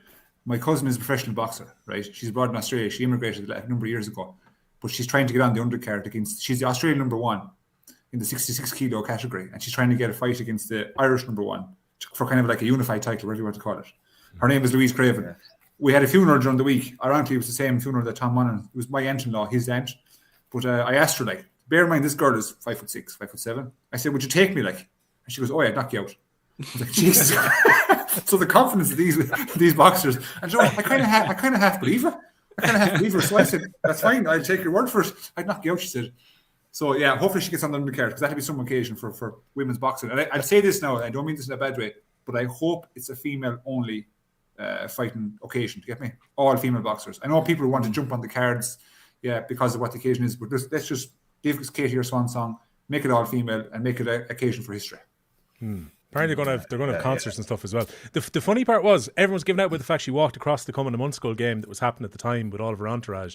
And then Paul Murphy out of nowhere tells us that he's got experience of this before. So here's Paul Murphy on his way out to warm up in 2018. And look who was getting in his way. The then Open champion Shane Lowry. Well, sure, like, with this one, Will, like, bear in mind, I lived through a time where, Tommy, you would have been there that day. Do you remember the time Seamus Hickey was given his man the match? We spoke about it a few years ago on the pod. He was given his man of the match by a lad dressed as if he was from Abu Dhabi, but he was from Tala. He was a falconer from Tala. And they flew it was part of an Emirates thing. And they flew a hawk or a falcon or something around Croke Park. And then after the game, Seamus Hickey was given the man of the match award by this fella dressed like he was from Abu Dhabi, but he was from Tala. And so I've seen a lot of kind of mad stuff in Croke Park. I went into the toilet. We were warming up against Limerick in 2019. Shane Lowry's only after winning the British Open, but I wasn't expecting him to be brought out at half time. I went down, a few of us went down, coming back out. He was standing right in the centre of the tunnel. And you know, maybe coming out, you'd be like, who are these fucking idiots standing in the tunnel? Like, get out of the way. I'm trying to get out here now. Like, I thought those lads like taking photos or whatever it is. And sure, ran past. It was actually Hugh Hurricane from the Boar's Head sent me a picture afterwards. And he goes, great picture, you and Lowry. I said, when did that happen? And next thing it dawned on me, the lad I was giving out about was Shane Lowry. I was like, oh, Jesus, that's what that was, yeah. But sure, there's so many, this is the thing about it as well, where it's like, there is, and I know it's a topic we've spoken about previously, there's so many pantomimes that sometimes do happen in these matches. Like one of the ones we'll talk about as well, I know probably talk about in a bit, and I have sympathy for it. People were saying about Dublin coming out when Laois were lifting the Joe McDonagh Cup. Dublin wouldn't know much about what's going on in the field at the time. And like lads can disagree with me all they want. Dublin would probably know the time that they were going to enter the field from about Wednesday, I'd say. They would have been told, you're first on the field on Sunday, matches at 6, you're coming out at 5:27, and then Galway will be out in the field at 5:28 or 5:29. And you can guarantee Neil O'Callaghan will be inside in the dressing room. You know the way, like, Tommy, in the warm-up area, what was happening? Cody was standing there, wrapping us up. He'd be looking at the door. Dempsey's going 2 minutes, 1 minute, whatever. And as soon as they say go, you're gone. You're not thinking, geez, how Lander is picking Mar up with the cup there, or what's going on? Like, you're gone out the tunnel. So I saw lads giving out about Dublin. I would actually say that's more at the door of the GA. That's not Dublin's fault. Like, Dublin don't have a clue what's going on there. So, but I thought it was funny. where lads were giving out about him. So it's part of the GA. Rackard was usually got out in front of us to pass him out. Rackard. So if I didn't know, like Rackard, obviously you know Rackard, but Rackard wanted to be out run out in the field with the team, didn't he? But sure, Rackard Rackard wouldn't be doing 10 minutes. Rackard is a kit man. Okay, sorry. Now Rackard would be a fine age now. He was a fine age when he was kitman when we were there as well. But he wasn't moving as fast as Tommy, let's say, got out the dressing room, or he might move as fast as JJ. And he'd have the bag of balls hanging off the side as well. So you had to get around Rackard and the bag of balls and everything. But there's plenty of lads. I can't think of any. Rackard was some crash, James. We'd be playing, say, a big National League game in Nolan Park, and Rackard gave out the car parking tickets. We'd be over in one of the hotels getting something to eat, soup or something for the game. But we'd be all driving, so you'd need your car parking for the triangle behind Nolan Park. So right, lads, get your tickets off Rackard. We'll go up to Rackard. Rackard, you ain't driving there, can I have a ticket? No. So you'd have to go back to him 3 times before you get your ticket. And then you'd have to say, geez, thanks, Racker, fair play. Sorry, say one now. Critical, Oh, they're massively important. like Tex, you see the photograph of Tex Callan being lifted up, let's say. Yeah, that man is in his 70s, like, but those people are like the glue of a squad and the connection, you know. Isn't Hot Pint Tipperary's one? He was there for a while as well, and like I thought it was a great nickname, Hot Pint, named after the washing machines. Like that's brilliant. Like, but I remember on a record where I remember someone was giving out to him there one of the days, like wouldn't give him a car pass. And Rackard turned to him and says, "Rackard was there 40 years with Kilkenny, still there, 40 years. I don't know what he is, but he turned to your man and he said, 'Hey, listen, buddy, I'm here before you came, and I'll be here long after you're gone.'" Brilliant. Need the old kit, man. Oh Lord, I see Gary's wondering about Laois breaking the cup. That cup was broken a long time ago, Gary. The last time I think the Laois had the McDonagh Cup, it was broken. The handle's been gone for years, so I wasn't surprised at all when Dave Dooley picked that up and one arm of it came off as he was holding it. So, but yeah, a few people at least were commenting earlier on about the fact that Dublin came out early. Maybe they were slightly early, but still, I think even if they came out 2 minutes later, they were still running out in the middle of that. I don't think they did it out of any case of ignorance anyway. We lost Tommy, I think. So he could have stepped off there now. You wouldn't know. Maybe he's gone. Maybe he's been kidnapped in Tipperary. I'll keep an eye. The We're going to use him for stud. I'll keep a space for him, because the one thing I want to find out was who Tommy's favourite pundits were when he's watching. So, good question. I'm going to call. I'm going to say Cyril Farrell. I'm going to say that's who he won. He led. Yeah. I'm going to say Jorlach. It's between one of them, isn't it? No, it can't be. I'd love it to be Jorlach, because Jim Jorlach was going on about the slaps in the hands of the Killy boys and this kind of stuff. Yeah. I was sure. Look, you couldn't. I'd never judge a fella for what he says there. Like if he was saying that about us, you'd meet him and he'd be a gent. Do you know? Like his brilliant. Yeah, he's a great man. Yeah, you couldn't look at it from the point of view that if he's saying that about you, that means he doesn't like you. Do you know? Yeah. How did the cup break? I would imagine over celebration back in its early days, because it was broken. That was 2019, I think it was broken. So it's been gone a while. I remember at the night that Laois got their medals, and it was that one of the handles was hanging on at the time, so it never came back. So we'll see if Tommy comes back in a second. Will we get into a bit of Galway and Dublin then? Because people point out it's like, I love this pod. There's lots of hurling and they're not talking about the hurling at all. So yep, sorry about that. If Tommy comes back, we'll bring him back in, because I do want to ask him about that. But Galway win in the end, very, very comfortably, 429. Sorry. He just texted me. I'll show you this. So this is what's on his phone. Temperature. iPhone needs to cool down before you can use it. His takes were too hot. Look, we'll let him get home. But text him and ask him who his favourite pundits are. Yeah, definitely. Right. Grand, and we'll bring it back in that. I'll find our old setup here now in a second and see if we can put us back to normal. But Skell, this 14-point win for Galway, to me, really, really comprehensive. It's actually probably a bit more than it seemed at full time. Very, very comfortable win indeed.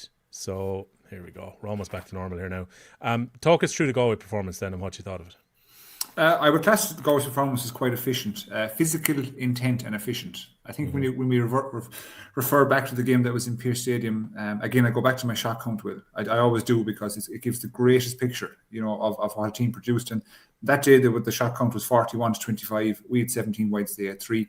That signifies to us we had loads of possession, we had loads of opportunity. We were creating opportunity, we just didn't get it to materialise and weren't efficient. So I was thinking yesterday, and I was a bit tentative at times, wondering, will we show up, let's say. And I use that phrase, a bit sparingly, because sometimes if we show up, we can show up very, very hot, extremely hot, But you'll know it's in the first couple of minutes. I think from the throw-in point within 20 seconds. So we came to play. So when I say efficient, I thought we created a ferocious amount of opportunities. I thought our forwards were electric, and we have a good mix now whereby we can do all 3 phases of play. I think at the moment, whereby we can run it with speedy legs, and young legs in the midfield and kind of half forward line. We can hit it long now with Jason Rabbit, like his father Joe. He can pluck it out of the sky, and also we can carry it. Do you get me? We can play it in corners and whatnot. So I'm very content with the way we can play. And that we're not kind of a one-dimensional, one-trick pony, whereby sometimes you see teams that get a bit, in nearly desperate stakes and keep it long. And I think from our perspective, I was concerned about our defence. I know the statistics will show, right, that we've conceded something like 10 goals in 3 games. 2 of the goals we conceded yesterday were kind of in dead time. They were kind of garbage time, you call it. But I thought we defended really, really well. Looking back at the game today, sometimes it can give you a different perspective when you watch it on television versus in real time. But it felt like the Dublin were delivering the ball along Route 1 way too much. So I just counted from open play today how many times they sent the ball long. So the count was 22. So, and they got 2 points from that. You know what I mean? But Galway got 4. Galway got 3-4 from that. So basically, when they sent in 22 long balls, they only got 2 points. But Galway went up to the side of the pitch and got 3-4. You know, and 2 of that was when we were down to 14 men with Conor Whelan's black card. So, like, what worries me at times is when teams can't adapt to what's put in front of them. Like, I always hear great pundits and great trainers would say, play what's in front of you. And what that means, right, is if something isn't working, you know, in real time, immediately change it or change it up. And I think what initiated this was the fact that Cathal Mannion was kind of everywhere. We couldn't tell in the first half. I genuinely couldn't tell where he was playing. Maybe, Tommy, you can tell me, because he showed up at number 7, number 6, number 2, number 11, number 8. He was all over the pitch and he was a great connection. I don't think Dublin knew what to do with him. And because we had extra numbers at the back, they couldn't do kind of the first phase of ball defence out to a deep line, half-forward line, like a Donald Burke shot. They couldn't do that because Cathal was kind of waving in, waving out, kind of blocking up gaps and being an outball the whole time. So I thought from a tactical perspective, Galway set up was really good. And it was, I think you'd have to be very content as a management team that you put a plan in place to negate a very athletic and fit team, and it works to a T, to be honest. And I saw a phrase too, again, I want to get Tommy's view on this as well. A lot of people are saying, oh, Tom Monaghan won't get that space. Can I just say, Tom Monaghan created his own space. You don't just find yourself in that space, let's say, randomly, you're left alone. He's moving. If you watch him in real time when you're there in person, he's moving laterally all over the shop, constantly scanning like a soccer player to get himself into a pocket of space, and then he's found. Because sometimes in Galway's time, we wouldn't find him. We'd just drive it long over his head. We wouldn't use the best man. So I think when you see Tom Monaghan getting shots in space and he's got a few seconds to hit it, that's because he is just getting on the end of a really good run or move on his perspective, whereas working hard to get it. And then he gets 7 points from play. He's on a very, very hot run of form at the moment, like all-star form, as they could say. So I think you'd have to be very content with the way Galway played yesterday. It's our first victory since we played Wexford in the COVID year in 2020 in Croke Park. And it's the first Leinster final win in 8 years. You know, like this man across from us, these boys have beaten us. And I was just saying to Murph off air, Tom, like, I participated in 10 Leinster finals, of which we lost 7. Do you know what I mean? So like, or last 6 straight, excuse me. Like, and that was always against G. So like, when we don't turn our noses up to Leinster titles. People can be arrogant and be a bit smart about the state of the Leinster Championship. I am damn glad as a Galway man, delighted that we got up them steps yesterday, got some silverware for young players to experience that and hopefully get a taste from it and see what it takes to win a medal and see can it catapult us to go forward this year. Not to cut across Tommy before he comes in there, right? But I'm impressed that Skell's answer was so long that Tommy's phone actually cooled off. He got back on and we got everything reshaped. Murph went to get a drink and came back in the time it took you to answer how good Galway were. So Will, I've been sitting let him have his time. Let him have his time. This fucking seat, right? I've been sinking in the seat for the last 5 years as we're getting bet, right? And I just really want to go away to win. I really want to go away to win yesterday. I'm fucking delighted to happen, okay? So. Now. What were the 2 questions you were asking? I can't even remember now. I wanted to ask Cathal Mannion's space. Cathal Mannion, where was he playing? I wanted to ask Tommy's opinion on what he thought Cathal Mannion was doing yesterday, like what his role was. Because people say he's sweeping. He wasn't sweeping. No, he wasn't. He was everywhere. That was question number 1. And then question number 2 was I wanted to ask him about Dublin's kind of tactic for long ball, continuous long ball, what he thought, why they kept at it, basically. Those are the 2 questions. Yeah, I suppose to the first one about Cathal Mannion, look, what it looked like to me was they have a system of playing no more than any good defence, that you mind those zones. You know, the zones where any of the good teams with their bunching and break and that, because when the sliotar goes wide now, you can take the puck out straight away. So it's like a half hour nearly zoned in now that when there's a shot taken, I can tip in. If there's nobody in that zone, a left half back or right half back, I'll tip into that position. But that's the half forward, full forward, centre forward. So it looked like that's what Cathal Mannion did at various times. Now he does, so that just cuts out, the ball in, then someone's running into it. That's a fast kind of a rocket, and he'll win the ball. So it cuts out that. I even seen it today with Dermot Healy. He did the very same thing Cathal Mannion did down our side of the field, cut into number 7 position when there was no one there. Tom Morrissey did, that one where you do the zigzag run and back into the space. He went, came back, but Dermot Healy was there, so he just stopped. So that's normally that ball Nicky Quaid pucks into the space. So I think that's what happened to Cathal Mannion yesterday. But he is the centre forward anyway, James, that plays out the way, isn't he? and picks up ball, and then he ghosts back in. So Yeah. I think his role yesterday is no different than what he's been playing all year. Like, I know the lads were talking about in Kilkenny earlier on there in the week about how the first day was against Kilkenny, he did that and everyone was lauding it. What a great performance. He's gone back out now his full back line. But then when they got beaten by Dublin the following couple of weeks later, what's he doing back in the full back line? We need him at the front. So, you know, it's all guided by the winner. I think that's his role. He just kind of given a free role there, be up and down and lose your marker. That's the kind of player he is. He usually picks off then 4 or 5 points. And if you were manager now, would you man mark him? Well, yeah, I probably would. Yeah.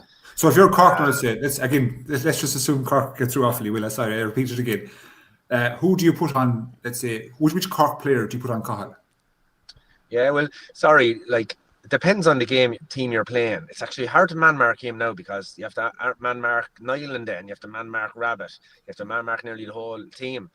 So would I be, if I'm, we'll say Offaly or Cork, am I going to man mark him? I'd probably be putting, if I am man mark him, right, I wouldn't put a good hurler on him.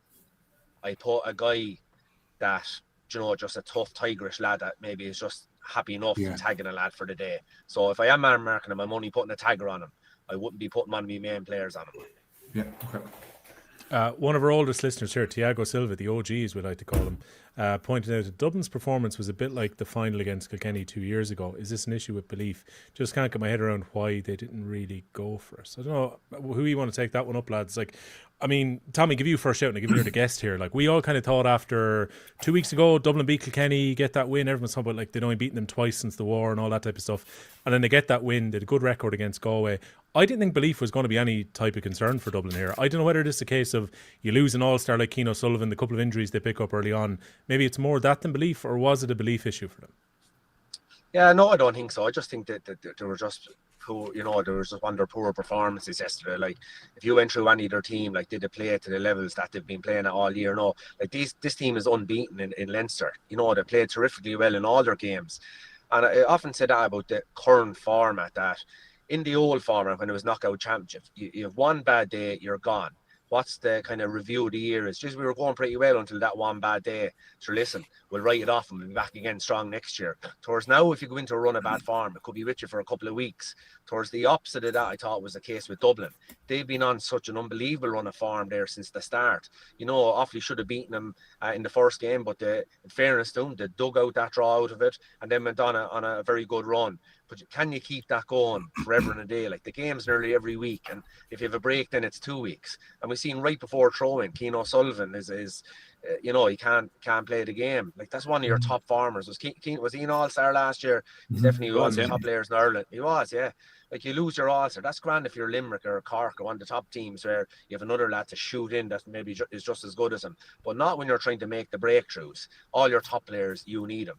And I thought, look, it just wasn't their day. Like, I don't think it's anything to do with mental. Like, you talk to me about Neil O'Callaghan and all them lads, Liam Rush, they won Club All-Irelands on the biggest day of them all. So they're able for it. It's just yesterday it wasn't their day. And look, that Galway team, like, you give them, we've seen them, like, they were 13 points down against Wexford. There was 15 points down against Kildare. Yeah. You know, so they came back like and won them. So you're talking about a team that can really shoot the lights out. What do you think, boys? I think for me anyway, one of the things that struck me with Dublin was that, like, when I watched them against Kilkenny, and even in the other matches, but particularly the Kilkenny match, it's like they were very aware that, listen, we don't have a great record against Kilkenny up in Parnell Park. We need to bring kind of fire and brimstone here. And a few of the things that stuck out to me was Killian Doyle overcarried the ball at one stage because he was under so much pressure up in Parnell Park. There was blocks and hooks that went in. One block went out over the sideline, and Dublin brought huge energy from it. But I'm trying to think of a moment yesterday against Galway where they got that close and they actually got in and they got hooks. I'm not saying it was the hooks and blocks that would have won it for him, but it was the intent and the intensity that I just didn't see there. Like, the first point Conor Whelan got in the second half, 36, 37 minute, you know, you're only back out of the tunnel. You're after probably telling yourself inside in the dressing room, as we're going out here, we're going to get the first score, you know, get touch, tighten your man, etc., etc. Conor Whelan saunters out to a ball about 60% pace, picks it up, turns, and plants the feet and puts it over the bar with no pressure on him. To me, it kind of felt a little bit like Dublin prepared. I fully believe that Dublin prepared the way they wanted to prepare in terms of they were focused. They had full intent that they were going to go out here and hop off Galway. But similar to like what what Tommy is saying. Some days it just doesn't work out. And maybe at some days it's because you've maybe built it up in your head a little bit, or maybe you're overthinking your tactics or whatever it's going to be, and you kind of go into your little bubble. Because for me, at times, it felt like the Dublin lads were playing their own little patch, as opposed to Galway lads were actually linking up and looking for balls and moving around. And it's a tough one for Neil Callaghan to swallow, I think, because you can guarantee they ticked every box. They crossed every T and dotted in every I. But then there was a few things where I just thought that they were in their own little space. Like, who was it at the start of the game? I made note of it. Brendan Kenny. Brendan got a great point out at right half forward. He was going down the line and he popped it over in the first half. Great score. But he had a man inside that he didn't see. It was like he just had the blinkers on a small bit there. Fergal Whiteley, similarly enough, he had one or two lads around him. He got a point in the first half again, just outside the 21. But I can't remember, was it Ronan Hayes or someone was inside him shouting, just give me the ball. Donald Burke. It was Donald Burke. Yeah. And I was like, give me the ball, give me the ball. But for me, that was just the culmination of all those points towards that. You got a little bit of the blinkers on you. You know, you took in what was said at training during the week. You absorbed the stats and all this stuff, but you maybe played your own patch a little bit more than being part of a whole team effort. And like two of the things that they didn't do against Kilkenny, Rush got a ball about 3 or 4 minutes in, and he struck it down just onto a Galway player on the edge of the D. I don't even know, was it Mannion, but it was just a free Galway player. And Brian Hayes got another ball then, and he went for a bit of a run and then just struck the ball again straight to a Galway lad. Those were things they weren't doing a couple of weeks ago. And I just think that on the day, like if they played that match next week, they would have thrown a few things out the window and would have went hell for leather at Galway. But I just think two things. Yeah, Galway were excellent. It's not to overtalk Dublin. Galway were excellent. I think they hit a point. They hit a standard that they hadn't hit this year. That's the best I've seen Galway. But also I think Dublin will be disappointed. It kind of had echoes, I think, of the semi-final last year for me, where we looked at this rider over stuff from Dublin against Limerick, and you're there going, they're really going to hop off Cork, and then didn't lay a hand on them at all. And I think that's the killing thing. When you go out and you don't lay a hand on them, it feels like that was an opportunity missed now. And when there's a cup up for grabs, and after all the blue wave of the last 2 weeks, you know, where there's a real feel-good factor around Dublin hurling, I just felt it was a bit of a missed opportunity there. But like the big question now for Dublin is, how did they bounce back? You know, it's not simple against Clare. Going into a quarter final against Clare now is going to be, and a Clare team who will have a couple of weeks off there to have a look, to size these lads up, and a Clare team that have a point to prove as well. Like Clare will be disappointed with their last performance against Cork. So it's not an easy route now for Dublin, do you know? No, for sure. And Neil O'Callaghan was saying that after as well. It's a tough one to take, both the injuries in the game, the 2-week turnaround, and also the disappointment of this, because their season was so geared around trying to win the Leinster title. So let's see what kind of reactions. A few people were asking when are the fixtures going to be out. I assume they'll be out by Tuesday, because they're launching the rest of the championship on Tuesday in Cork, and I would assume we'll get the fixtures by then. What I heard was it was going to be one in Croke Park, one in Thurles, but that is very much still subject to change. The games are on the weekend of 21st, 22nd, so it could be tomorrow, it could be Tuesday morning before we get them. Tommy, I know you want to get back on the road now in a second, so we don't want to be keeping you in Tipperary all the time, but we did want to ask you, before the iPhone started to overheat there, who are the pundits do you actually enjoy listening to yourself? At the moment? Yeah, don't say Paul Murphy or James Skehill, anyone but them. No, you. Tee up, Tommy. We said, well, like, so we said we like Dalo. Like, there's loads of lads. So we picked the Sunday game lads first. We thought Flanagan was really good today as well on it. Milan is class. We actually said yourself and Milan if we'd had the 2E on it. Well, hold on a minute now. You have to remember, these are our opposition. Don't be praising any of them lads at all. Hey, it's all friends. Well, wait till we're gone. I'm not giving any of them any praise. The 3 are the best I've listened to anyway. Stop there. Going back in the day, more, if I'd say, look, I'm definitely not going to comment on them lads because, look, they're our opposition. We have to keep them on their toes. But my favourite, without a shadow of a doubt, I love Loughnane, I love Searle, I love Keith Fennerty. Tommy, when you were off, I said Tommy's going to say Searle, and Skehill said Loughnane. Love them, absolutely love them. You know, like Searle is unreal. Like he's able to kind of, you know the way Searle, like, you know, we saw his Limerick and Galway and we knew even more about him, like, but he's real tough, but he's real sound as well, like, you know, like he's able to kind of maybe say something, but then he backs you up at the same time. He never really throws you under the bus, and I always felt that like that as a hurler with Searle. He'd never throw you under the bus, right? But he called it straight as well. He wasn't the kind of a yes man. He was a tough man, Searle Farrell. But I don't know, he had the kind of twinkle in his eye there too. And sure, Loughnane then was just Loughnane, like he was just absolutely epic, like. You know, and sure Finnerty and that half back line, Keady and Jerry Mack with the white boots, like sure, how could you not respect them lads? Like, you know, so But no, no, that's all. I'm going to say it now, Tom. This has been my favourite Hurling podcast to date. Fuck it, that's it. But yeah, do you know another one then as well? There, listen. This, you know, the way before a match you have your music, Murph. You would have been into the music and all that. I wasn't, you know, and you know, I wasn't. But when I'm doing the work and say for this, like in that, for the hour going down, I listen to me all of my hurt to go the whole way down. And it's just his voice. I could listen to him making a ham sandwich. Did you ever hear that one? It'd be unbelievable. Or he could be on the Late Late Show, or could be on. It's just his voice and the Irish and everything. I listen to it every day that I go down to, whether it's Cork or Dublin. I go listen to it a few times. And the one thing I love is live commentary. And the worst thing about this is there's only 2 that I can find. So before this summer, the only one I could find was the 2010 All-Ireland, the one Tip Bet is in. And I love listening to him so much. I stayed listening to him, it was lovely. But I found the 96 All-Ireland. He does a great one with the 96 All-Ireland. You love that, year. And Limerick. And it is brilliant now. It is absolutely wonderful. Well, if anyone else has any more than me, all the live commentaries, send them onto the pod there and we'll get them going. I love it. If anyone has the archives, by all means, send them on. And I've got one other question before we let you hit the road and get back to Kilkenny. It was coming in from Crack of the Ash. He was wondering, do you practice your one-liners, Tommy, that we heard on GA Plus earlier this year? Or do they just kind of naturally come out? Or are you the one about Galway having the rabbit, that type of stuff? Do you prepare them during the week, or do they just flow? Yeah, no, they're definitely not off the I don't think of them straight away. But what I do, the same as I'd be doing for any of the matches and that, like I'd be thinking about what can happen and what, you know, might happen and predict, you know, who'll be playing well, or, you know, different things like that. So, geez, I do a good bit of work there for the games, but like, you know, that's what I do. Like, do you know what I mean? But I wouldn't be.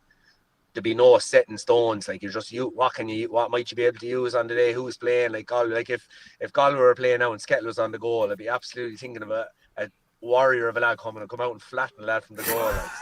Like, so. So, you know, that'd be that kind of a thing. Like, you'd be thinking of, it'd have to tie in with their personality. You know, that kind of a thing will. Yeah, 100%. Look, again, you always ask one more question after you say last question. So, after what you've seen this weekend, who's going to win the All Ireland from here? Yeah, sure. Look, the 2 teams in the semi-finals are the 2 informed teams, Galway and Limerick, and I'd give Dublin, Cork, Clare, and Offaly a great chance. So what? Oh, really? Limerick. They're all going to win it. Oh, God. I love the Skell's been ripping off Offaly the entire time, and now they're back in the hunt, according to Tommy. So. Oh, Lord. I'm dying to ask them who's the next Kilkenny manager. Sorry. Oh, go on, sure. What could I know? I've just asked it. I'm dying to know. Well, who do you think? I honestly think it'll be very smart of the Kilkenny executive to put in Dowling. I think he's doing a great job both at schools level and with Kildare. That can't go unnoticed, to be fair.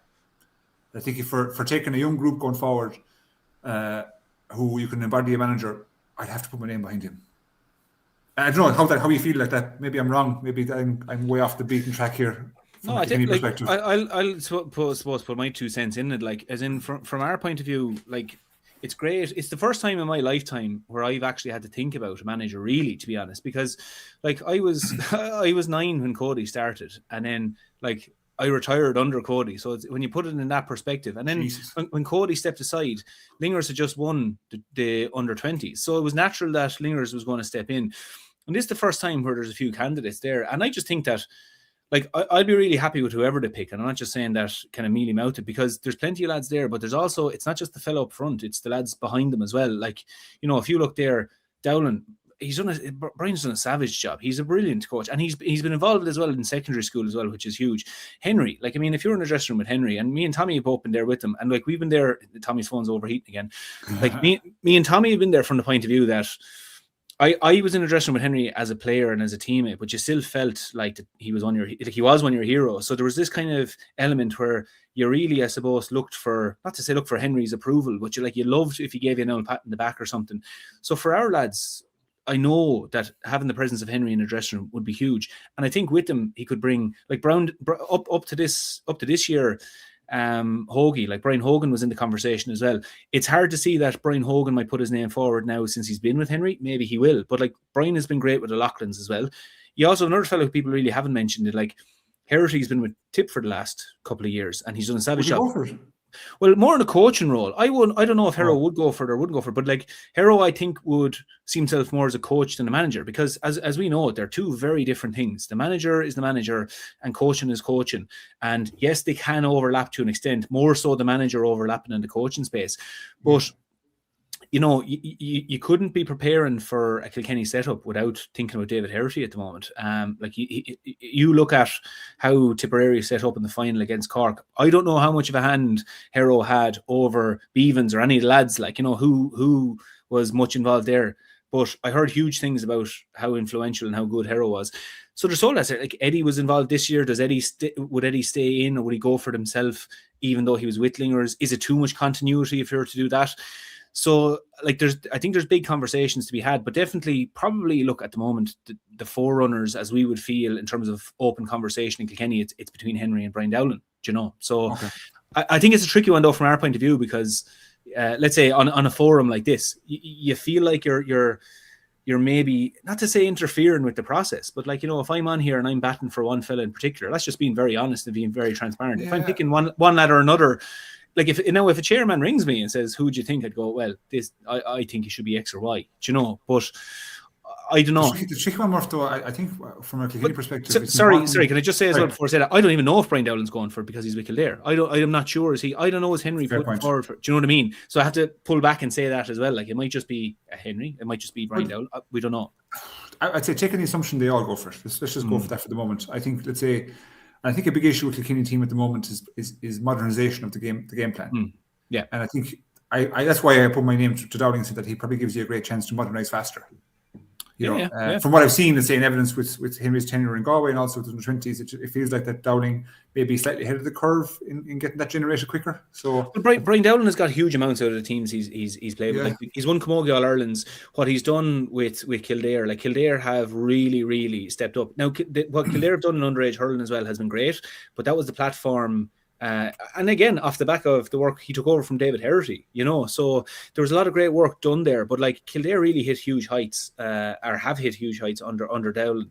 So definitely, I suppose, if you're to pick the two lads there in terms of the credentials and what we've seen, did Galway really play a new brand of hurling to move with the times? Hard to say they did. Did Kildare, based with what they have, really push on?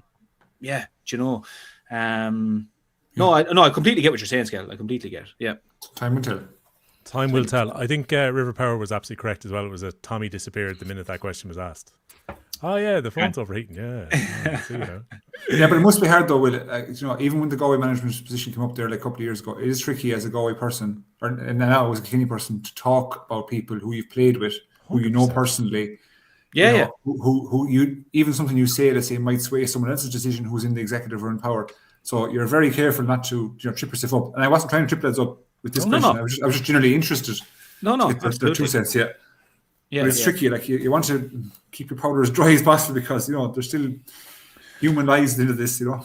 Well, this is it. Like, I mean, you could come out and nail your colours to the mast here and find out that the person actually isn't interested. Just the time doesn't suit at the moment. You know. So now you'd imagine, because all these lads are managing at the moment, that they are in that space and that they have no intention of pulling back, you know.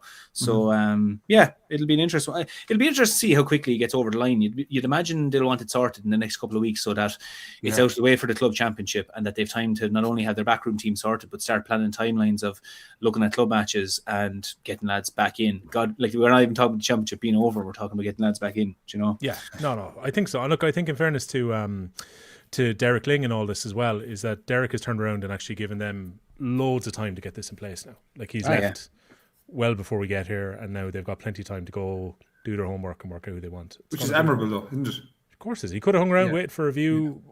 I did get the feeling after the Dublin game, though, the way he spoke, it very much felt like a guy who thought, I think I'm at the end of this road and I'm not going to take up a year or two of the extension, and I'm just going to go. So he's given some time, though. Like, I mean, sure, the bones of 3 decades now, in some way involved with Kilkenny hurling. You know, it's remarkable stuff. Like, you know, and he's a great fella. Like, I mean, I know you talk about his career and stuff as well, but like, Derek is one of the soundest fellas you'd meet. You know, so I'm sure. Look, it's disappointing, but I think everybody gets into these jobs. Do you know something that I actually found interesting as well as a point that I do notice? And again, this is, I think, part of the fact that only now is the first time, like Skehill, you and even as well, Will, you'll be involved in your own counties in terms of the conversations around who's going to manage next, should et cetera, et cetera. One of the points that I find funny is that people around Kilkenny would be saying, well, would this person take the job? What are the odds that they're going to win the All-Ireland at the moment? And I was saying to that, like, if you're asking that question, you already show that you don't understand the mentality of people who take up inter-county jobs as managers. Like, I think, Skehill, you might have asked it last week. If someone was to ask me to be involved in an inter-county team, the two questions I'm asking is, can I give this 100% and just, do I want to do that at the moment? Is that what I want to do? I don't think any inter-county manager in earnest. Now, and I'm open to correction. If Liam Cahill came out and said, no, I wouldn't have taken over Tipperary if I didn't think. Everybody looks at it the same way as when you're hurling, in that you want to leave it in a better position. So you'll take up the job to go, well, my plan is to think Kilkenny, Galway, Tipperary, Wexford, whoever. I want to bring it to the next level. And either, let's say, Micheál Donoghue. This year is already a success for Micheál Donoghue, because a couple of years ago, winning a Leinster and getting to an All-Ireland semi-final, not a success. But when Galway have gone so long without a Leinster, winning now and getting to a semi-final is a success. So under Micheál's tenure at the moment, I would say so far it is a success. And in his mind, he was going, when he took over that job, he's thinking we can win an All-Ireland. That's where Micheál is thinking. But when managers take over teams and inter-county managers, they're going, can I do a good job there? Can I do a good job? I want to be part of management. I want to be part of a dressing room. And I think I can improve my county's hurling. The question of the All-Ireland shouldn't be something, and wouldn't be something that it would hinge upon. Do you know? Like, as in... I just think that it misses the point as to why lads get involved in teams. It's brilliant if you're competing for an All-Ireland, and if you can deliver one, fantastic.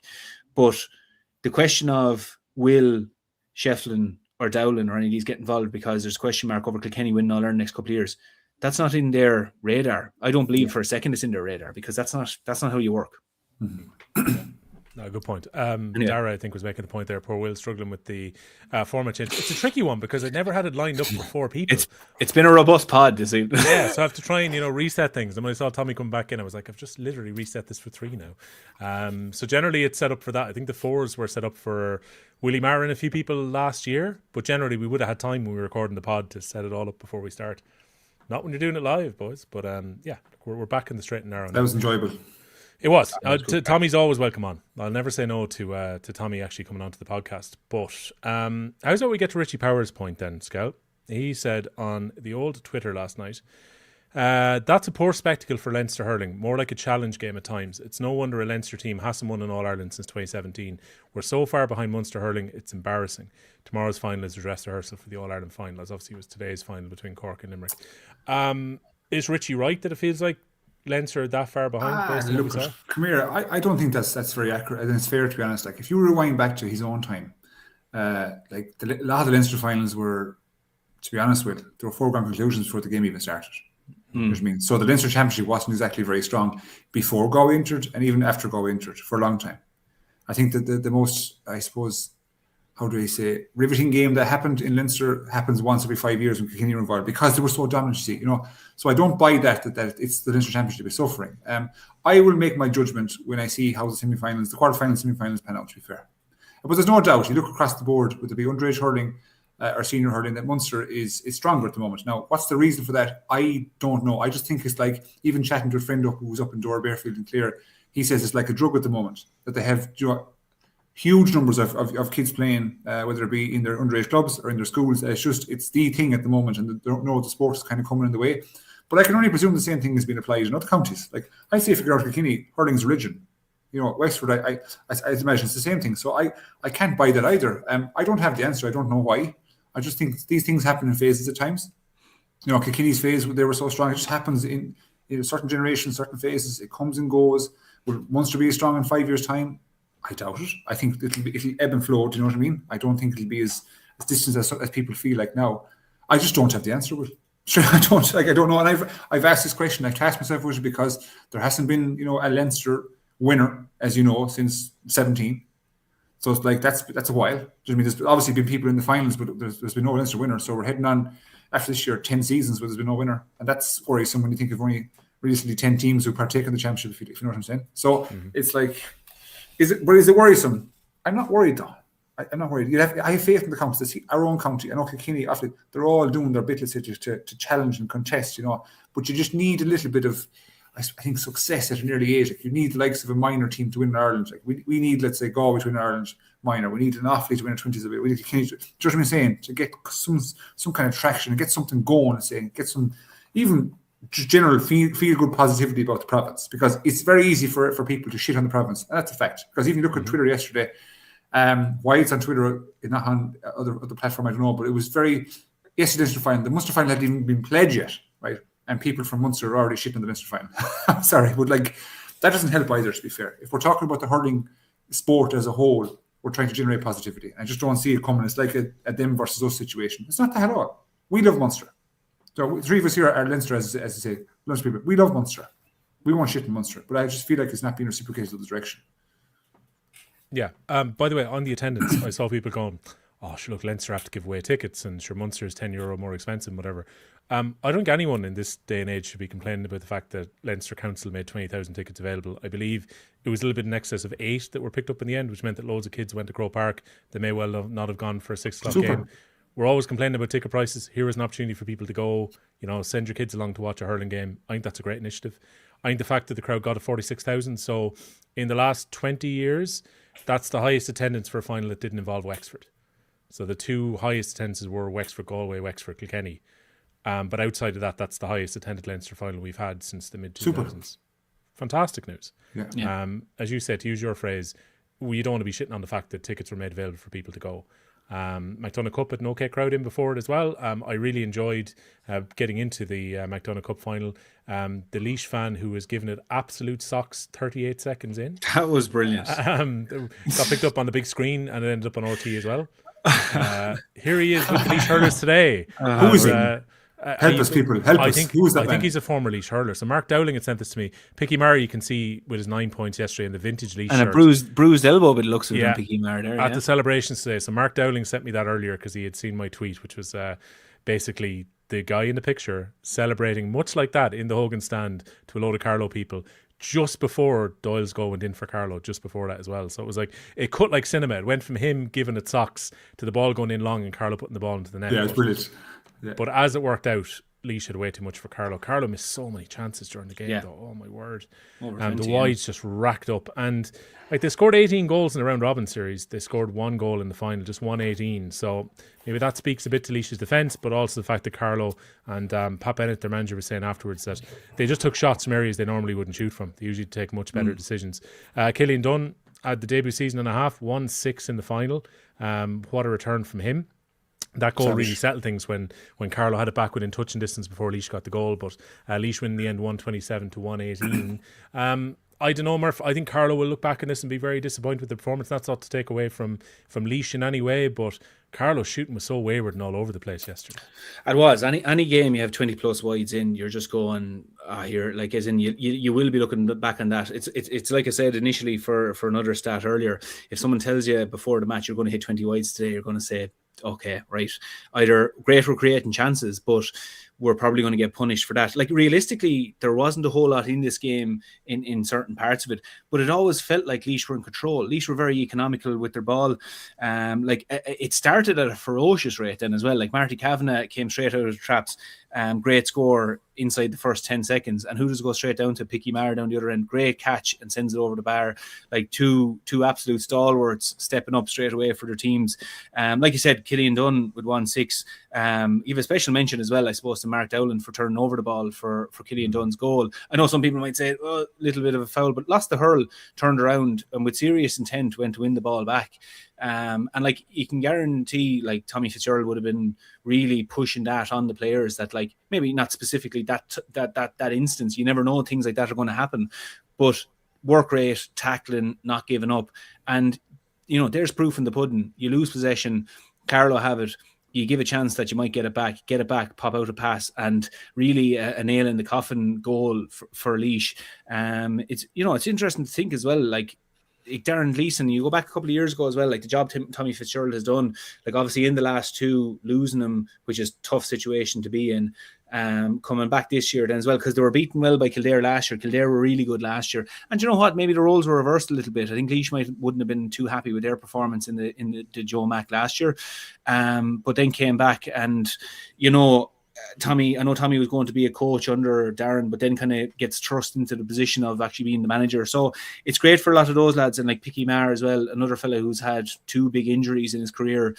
He was moving really well, and got a few big scores and popped off a few really important balls as well. So Fiach Crafennel had a great game as well. I mean, he was a free man, but like just because you're a free, well, you were sitting back, but just because you're sitting back in that position doesn't mean you still have to go and do a lot of work and get on the ball. And then also lads have to use you, which is the other side. If you are free and they get the ball, you have to use you as well. Ryan Mullaney as well, another great game. Ryan Mullaney was a fella that I think they kind of missed quite a bit when he went off travelling, I think in the end of 24, or sorry, middle of 24. Yeah. Like he had a stormer of a kind of a league and championship there, I think in 23. So like it was great when you see lads stepping away from Laois over the last couple of years. You're kind of going, geez, they could really use these lads. So to get another Joe McDonagh out of a few of those lads, which could be their last year, you wouldn't know. And then also to see the likes of Killian Dunn coming through and scoring the likes of 1-6. Like all that is great for Laois hurling, because, Laois is fairly split between football and hurling, and it kind of ebbs and flows as to, you'd know more about it, Will, but ebbs and flows a little bit as to who has the upper hand in terms of the bit more success. But like, Laois hurling. I think football is generally, I suppose, had more of a playing base in Laois. Like it's very much regional in terms of how the 2 games are played, and it's very much along the west side of Laois that hurling is particularly strong, but is incredibly strong in those clubs. And I mean, I saw someone saying there, I think it was Arlene, about just about Owen Riley. Yeah, so we've an interview up with Owen Riley on our social channels on Off the Ball as well. I actually didn't know until earlier this year that Owen was actually back. I know he got married, but Owen's been in the Middle East for quite a while. And I would say, given his performance yesterday and throughout the year this year, there's a good chance he gets in the team of the year for the Joe McDonagh Cup. And I think then, given the Carl Dunn was the Joe McDonagh goalkeeper of the year last year, Roland got in that team and also got nominated for an All-Star when he was a goalkeeper back in 19. They could well end up with 3 different goalkeepers in the years that they've won the McDonagh Cup.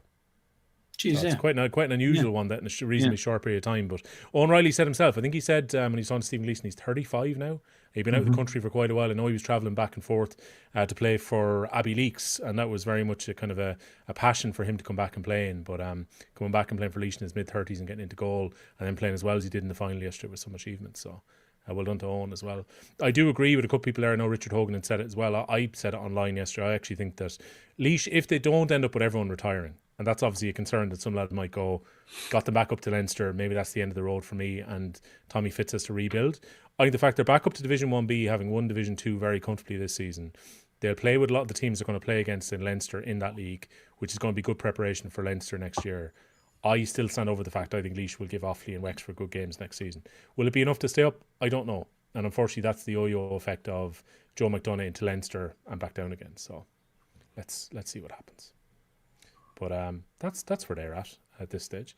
We kind of ended up talking with Derek Lyng a bit around the way, and like 2 poor finals. I don't think the final today was a particularly poor final. I think today was a difficult final because of the weather and everything else as well. I enjoyed it. I don't know. It certainly wasn't us in this pod where I saw a couple of people saying there that someone was saying that Cork and Limerick isn't a rivalry. Of course it's a rivalry. It's the biggest rivalry in hurling at the moment. Yeah, absolutely. Literally in recent seasons, they've become... Like they've had epic games. I would say going back particularly to the semi-final 18, the Nicky save, like that was an unbelievable game. And they've played so many times in big matches since. And I appreciate obviously when Limerick were right on top, they had Cork's number. But as we mentioned last week, Cork had a really good record over the last 3 or 4 championship games, had beaten them in a round robin earlier this season. Brilliant Munster final last year. I thought today was an absorbing game, even if it wasn't maybe the highest quality of all time. So. Yeah, but the thing is, like, and something people I think people aren't considering as well is because of the rain that fell today, you're a little bit more limited in the type of balls you can hit, for want of a better way of phrasing it. Like, players can't throw the shape on the ball that you normally could when it's a dry day, the ball is dry, the air is clear, and you can whip balls around, you can put a bit of spin in them, you can do what you want to do, and it's going to handle a little bit better. You can keep your foot in a bit better, all that.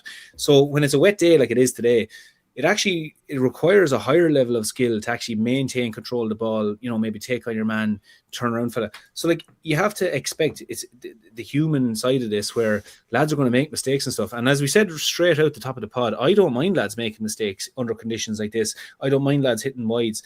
There was excitement in that game. There was bite. The one thing I would say about Galway and Dublin, I didn't feel the bite in it. Like, as in Galway, once Galway kicked on, they're really good. Dublin really fell by the wayside and Galway were mighty. There wasn't a cut to the game, and maybe even like Skehill was saying earlier, might feed into it in Munster as well. The 40,000 seater stadium, that really feeds into it. Like there was 40,000 Crow Park yesterday, great attendance, but that's half capacity for Crow Park. So the real cauldron atmosphere isn't necessarily there. So 40,000 Crow Park for Kilkenny, for Galway, Dublin. How many were in Parnell Park for Kilkenny and Galway, or Kilkenny and Dublin? Was it 10,000? Far bigger atmosphere there because there's only 10,000 and it only takes 10 or 12,000. So my point being is that there's a few ingredients in the mix to make a really good match. I'm not looking for perfection, any of those. I look for intensity, look for big hits, fair hits, good tackling, lads getting stuck in, every inch being fought for. We got it today, and I thought that was a Munster final full of blood. I thought it was great. Yeah, exactly. I think it was Dara put up this point earlier on. Have Skehill, Murphy and Will completed the Willie Mara hurling survey? I haven't completed it just yet. It needs to be filled in by Wednesday. But I have saved it somewhere here in my bookmarks because it was a link to the GA website that it came from, because I was listening to Willie Mara on the radio during the week talking about it and how important the survey was going to be. And then I heard Jim Gavin at the weekend also saying that they were largely guided by the response that they had got from the initial survey for the football before the Football Review Committee got going. So I will fill it in. Have you boys filled it in yet? No? No, I'll fill it in before Wednesday. I haven't read it. Yeah. I need to have a proper think about it as well. I looked at it initially and I kind of went, I need a little bit of time to sit down and do this properly. But yeah, I think 100%. There's loads of different things, but it's so difficult to have all the answers. Even when we were talking to Willie last year, I just remember there were so many different aspects to hurling that we need to talk to him about it. Can I put a link into the chat? I can, Richard, if I find it in a second. I'm actually looking for it here. So. Is there anything, Skehill, you'd like to change about hurling while I find this? Because I have it saved in my email here somewhere. I don't want to change the sport for the sake of changing it. If it needs to change, I think it'll become very apparent at the moment, Will. Mm-hmm. Joe, I think if people, let's say, who were on this podcast or listen to the podcast, they'd agree with me that the football at the time needed a change. The game was suffering and it was going down, a steep hill, let's say, and getting worse. I think hurling, I think we reached our pinnacle, a year or two ago. To be fair, I think always we have great matches throughout the season, and it's plateaued somewhat at the minute. And I don't want to change the sport just because the spectacle, is not as exciting or as invigorating as we once had. Like I agree with Murph there with regards to today's game. Today was a great contest, but the hurling spectacle, let's say, was dictated, a bit by the conditions. To be fair, but the rules of the game, I'm quite content with. I'd only be making up a rule, to be honest. Clarity around the tackle is probably one for me, but to change the game and steer it in a different course, I don't have any answer at the moment. I honestly don't. Who said to me recently, Big Tom the Guard, he came with me yesterday. He was on about still buddies, are you? Oh yeah, good friends. And she's got noticed too. You Big Tom the Guard, you Big Tom the Guard. Everyone's got asking. When you see the man in person, it's obvious he's fucking Big Tom the Guard. He's towering over me. But I think the game as a whole, something got to do with possession times or shot clock with. Something like that. When you get, I think the game can lose its contest sometimes when there's a lot of this ticky-tacky, passes in succession. I don't want the ball to go back to the goalkeeper. So if the goalkeeper goes short, I don't want to go back to him. I think open play I agree with. Maybe I think people will probably advocate to change the puck out rule and make it go long or make it go a certain distance. Hurling can get very defensive at times where the good teams do it, Limerick and Cork, where they could bring back 10 or 11 players inside their 65, 50, maybe holding players up their own half. I don't know, but I would just change it for the sake of changing the will. I like our product. I do. I love it. My focus is more on how we grow the game further afield on our island, how we grow it on our island, to say, with people and with finance and with intent, how we put a 10-year plan in place and how we can navigate that course and then actually assess ourselves every 2 or 3 years to see how we're doing. That's what I'd like to do. The sport as it is right now, I'm very happy with it. But how do we get the game more popular in Mayo or Roscommon? I'm just thinking from a common perspective. How do we grow it there and get on equal measure with football? Because as you were talking there, Murph, about Munster and Leinster, the stadiums, I was just thinking, like, sure, all the Munster counties that participate in the championship, hurling is the number one sport in their county by far.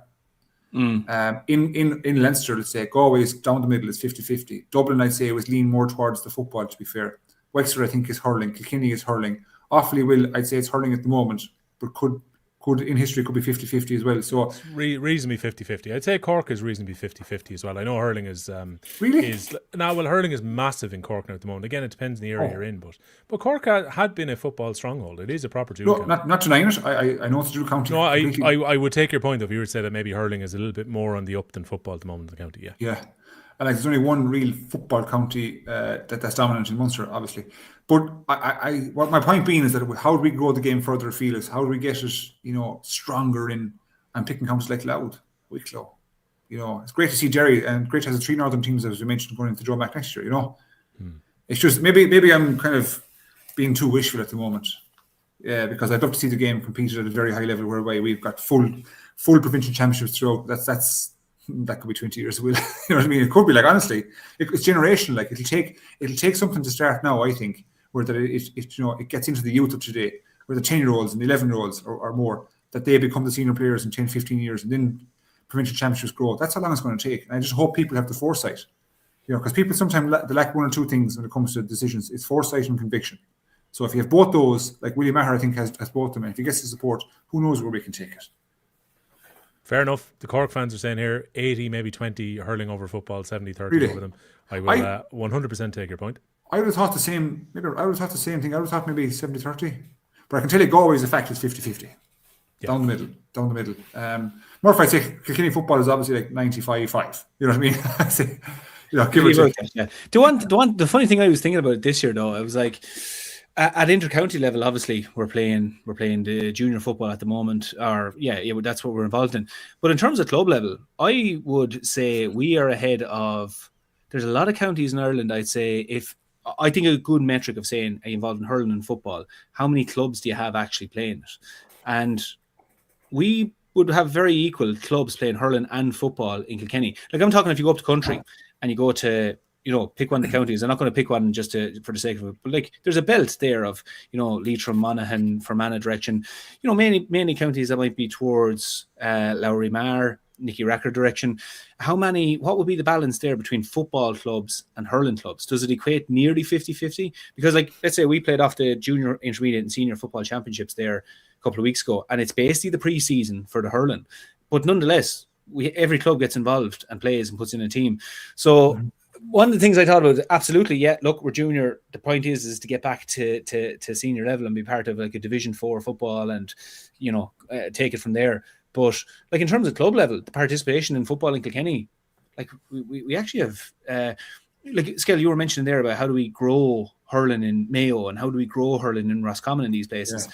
One of the indicators I think you'd look for as a foundation to start off on is how many clubs are playing it, underage, how much you're playing it. We have, we have minor teams in football, under 16 teams in football. We have all that we enter. So as a baseline, you probably have to hit those things first. So there are things there that would translate across to hurling that I think probably aren't being done in other counties. And if we're talking about things to change, the big question is you can put these things forward. How do we do it is the next question. That's a huge question. How do we have a kind of a mass wave of change where suddenly people are bringing hurls into schools in counties that never happened in?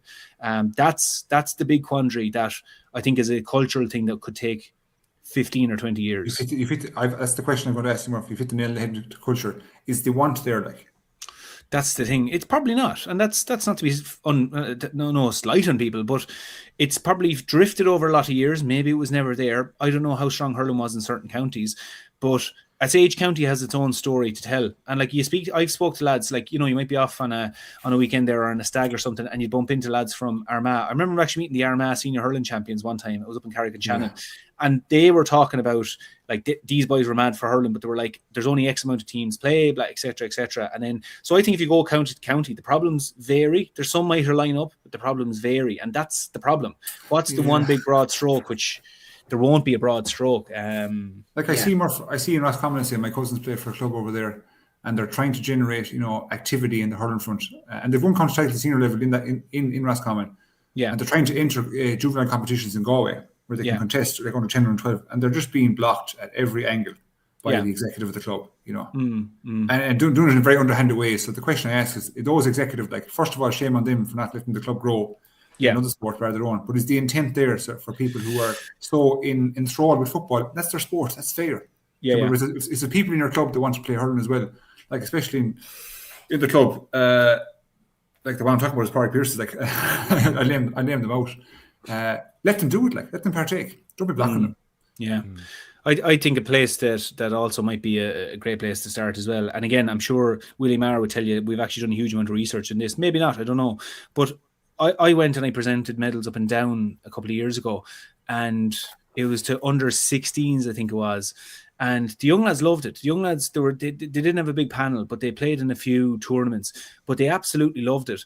And one of the lads had been saying to me, like, oh, such and such a player, he was trying to play in the football team, he wasn't getting the game, came over to hurling, now he loves it. A problem we see, and we've seen it spoken about, I think Ivani Quillen was talking about it in terms of female participation in sport, that there's a huge drop-off.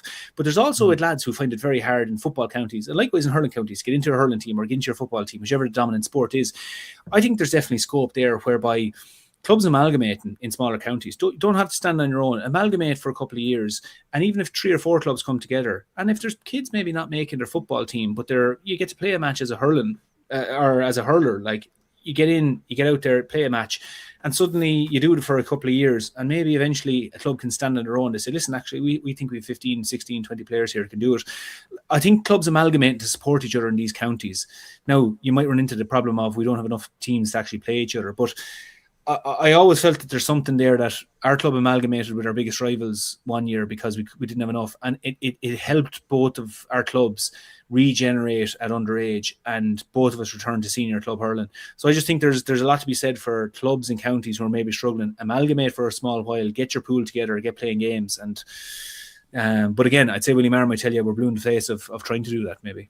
Yeah, I saw some of the rule changes ones there. Like again, the 2 points for a sideline. I can also understand the argument against that, which is that it is still a free hit from a dead ball, and you're given 2 points versus maybe the difficulty level of hitting one out the field. Look at that. She saw me online, the glass got empty, and in she comes with a full one. That's reason 875 because I married you. Sorry, we'll interrupt you. That had to be noted. Absolutely noted, and this is the reason the the marriage will last for at least one more year. That is epic stuff. Yeah. Saw me going dry. She's fair play to her. The kids all gone to bed, are they? I think the door was under pressure there at the time when Tommy heard was it moving a bit earlier on. I was like this. I was like, get out, not today. I'm loving this too much myself. I was like a fan when he came on. You were. Actually, look, we'll always have Tommy back on. I do love that when the Kilkenny question happened, he just disappeared. Has he even texted since, Murph? No, I'd say he's happy enough now to step out. Yeah. I know. I don't know whether he might have just dropped off there, but I'd be saying that'd be one where Tommy would like to just step back from, and because he know them. He would run on the panels with them boys. As in, I was on the panel with Henry. I know Brian well, and I know look at whoever's going to get the Kilkenny job, I would have worked with them in some capacity, whoever it is.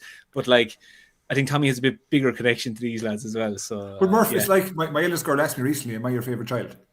You know what I mean? Yeah. And it's like, how the hell am I supposed to pick that? You know what I mean? Yeah. I'm going to piss off somebody. In truth, she's in the top 3 anyway. But do you know what I'm saying?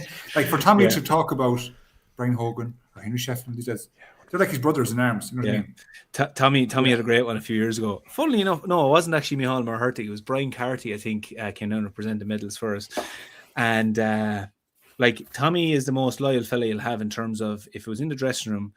And not that it ever leave the dressing room. Any word that was said, nothing, it wouldn't leave it. Now, with what did they call it? The statute of limitations is probably gone. He'd openly speak about it now. But around the time, which was always an important thing and always a good sign of the team, he'd never mention anything.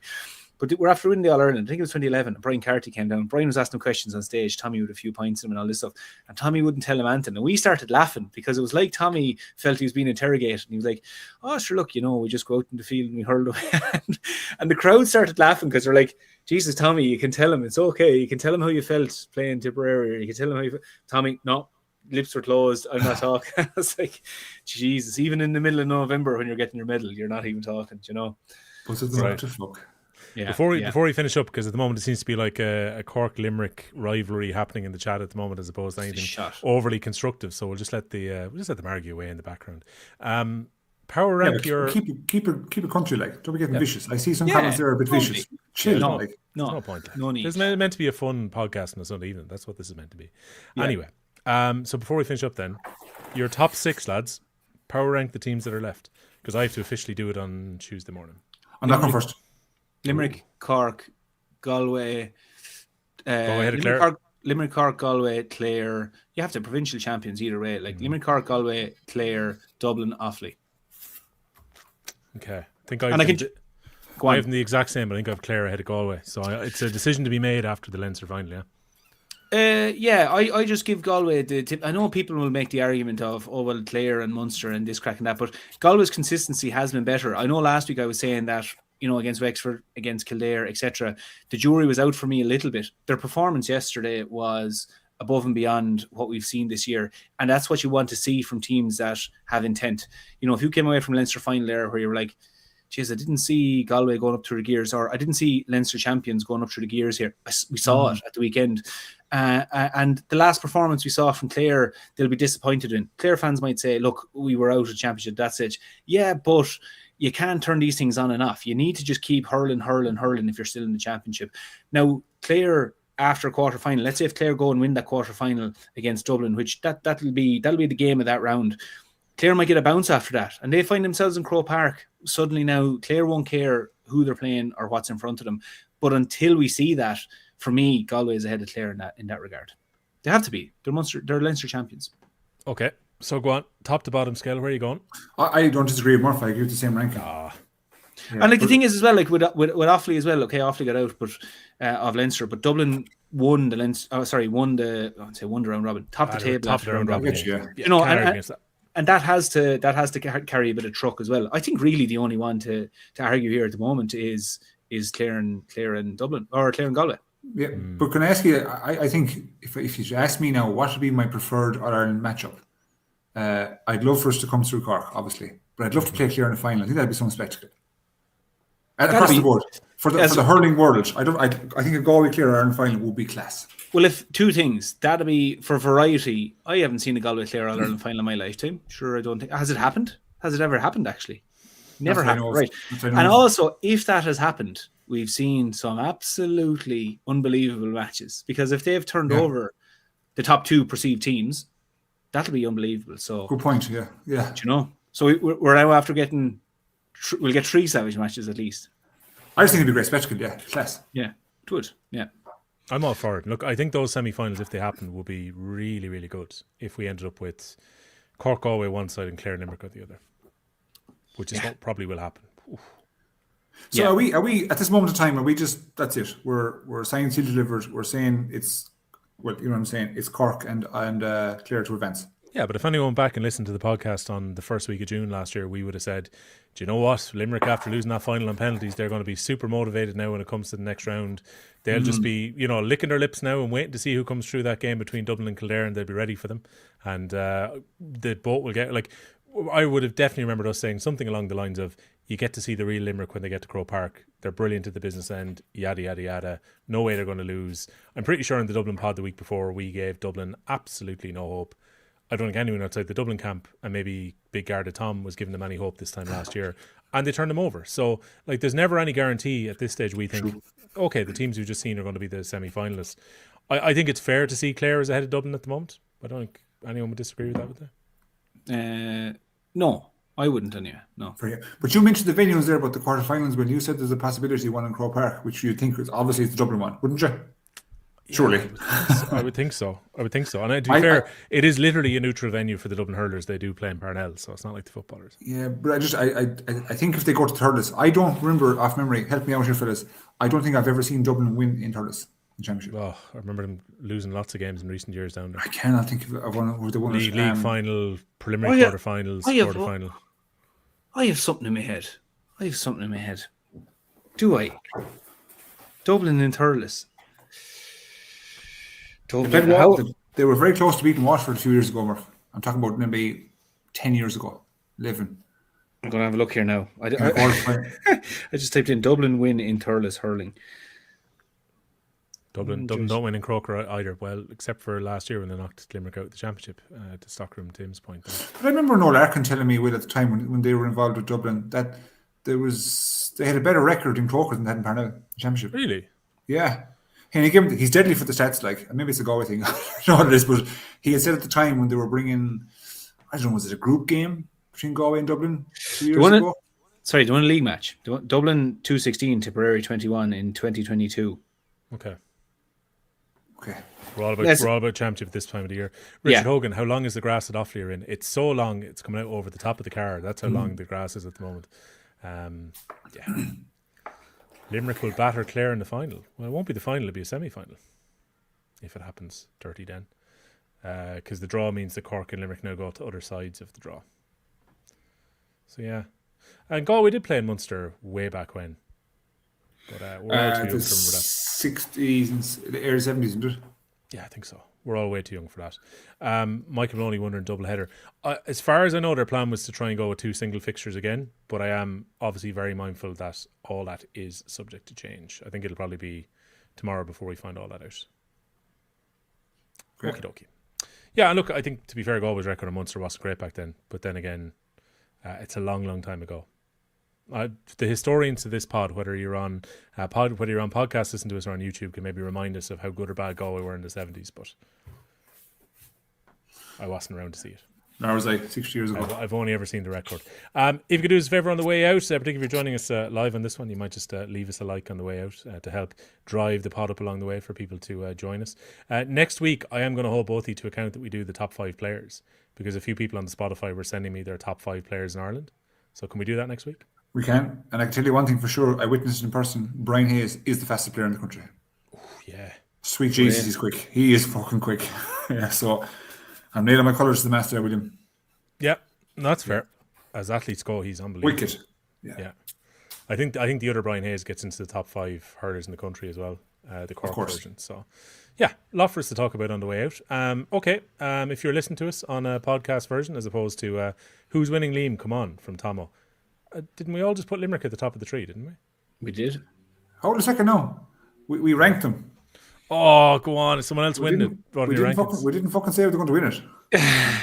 Well, sure, he can't take away from Galway. You can't. That goose isn't cooked yet, buddy. I would love it. I would love it if we beat them. And Kevin Keegan, how did you feel about N17 being played after the game yesterday? I thought that was not good. Song. No, I still sang it. Not good. It's a tune, in fairness. Sang it through gritted teeth, did you? I wish I was done. Well, truthfully, Murph, because of the football song, I didn't know all the words. Okay. So we wanted the Fields of Athenry or West Awake. That's what we wanted. The West Awake is the hurling song, isn't it? Clare Island is a great song. Take me to Clare Island. I heard that electric picnic this year, and I was like, in a big. Sorry, Will. What I mean in a big setting like that, I was like, geez, that's actually a great song. Some songs translate a bit better like that, you know. But I didn't realize you'd be touchy over N17 or Fields of Athenry or the West Awake. Oh, I heard it and thought, whoa, that's the footballer. See, everybody else is stealing Fields of Athenry. You know, the Irish team have taken it, as you know. Munster sing it and Munster sing it. Liverpool have taken it. You know what I mean? Yeah, true. So Fields of Athenry, yeah, that's the hurling song, and West Awake hurling song. N17, I have to say, is a football song. But I still sang it. Yeah, you're still singing if you're back there in the All Ireland and it comes up again. Summer, who's winning the All Ireland for you? Fuck's sake. Well, I'm going with Limerick at the moment. Like, I'll just Limerick at the moment. But, like, yeah. And if I see any more evidence to change that, I will change it. That's what I'm going to say. Right now, I'm going when they get knocked out. Yeah, I'm going Limerick. Yeah, Limerick first, Cork second, and then let's see if anyone else can come up to the standard. Maybe it will be Galway. Maybe Skehill will be telling us all what a wonderful year he's had by the end of all this. The Hurling Pod and Off the Ball is thanks to Applegreen, helping you relax, recharge and enjoy the journey ahead. Looking forward to seeing those top 5 players and other bits and bobs. If you have any questions you want the lads to answer next week, stick them into the comments and we'll get to them next week. Similarly, if you're an audio listener, stick them in Spotify, Apple, wherever you want to put them in. We'll go have a look. I think Spotify is probably the handiest place for us to pick up the comments, because you can comment on the latest episode when it says tell us what you think. So if you want to stick it in there, we'll come back to them next week. James Skehill, for now, enjoy the basking in Galway's treble. I will. God The bless. unique Leinster treble, the first time they've ever done it. And Murph, good luck fielding more questions about the Kilkenny manager over the next few days. Thanks very much. I will do. Come on, see you in a bit. The Hurling Pod On Off the Ball. with Applegreen, making every journey better.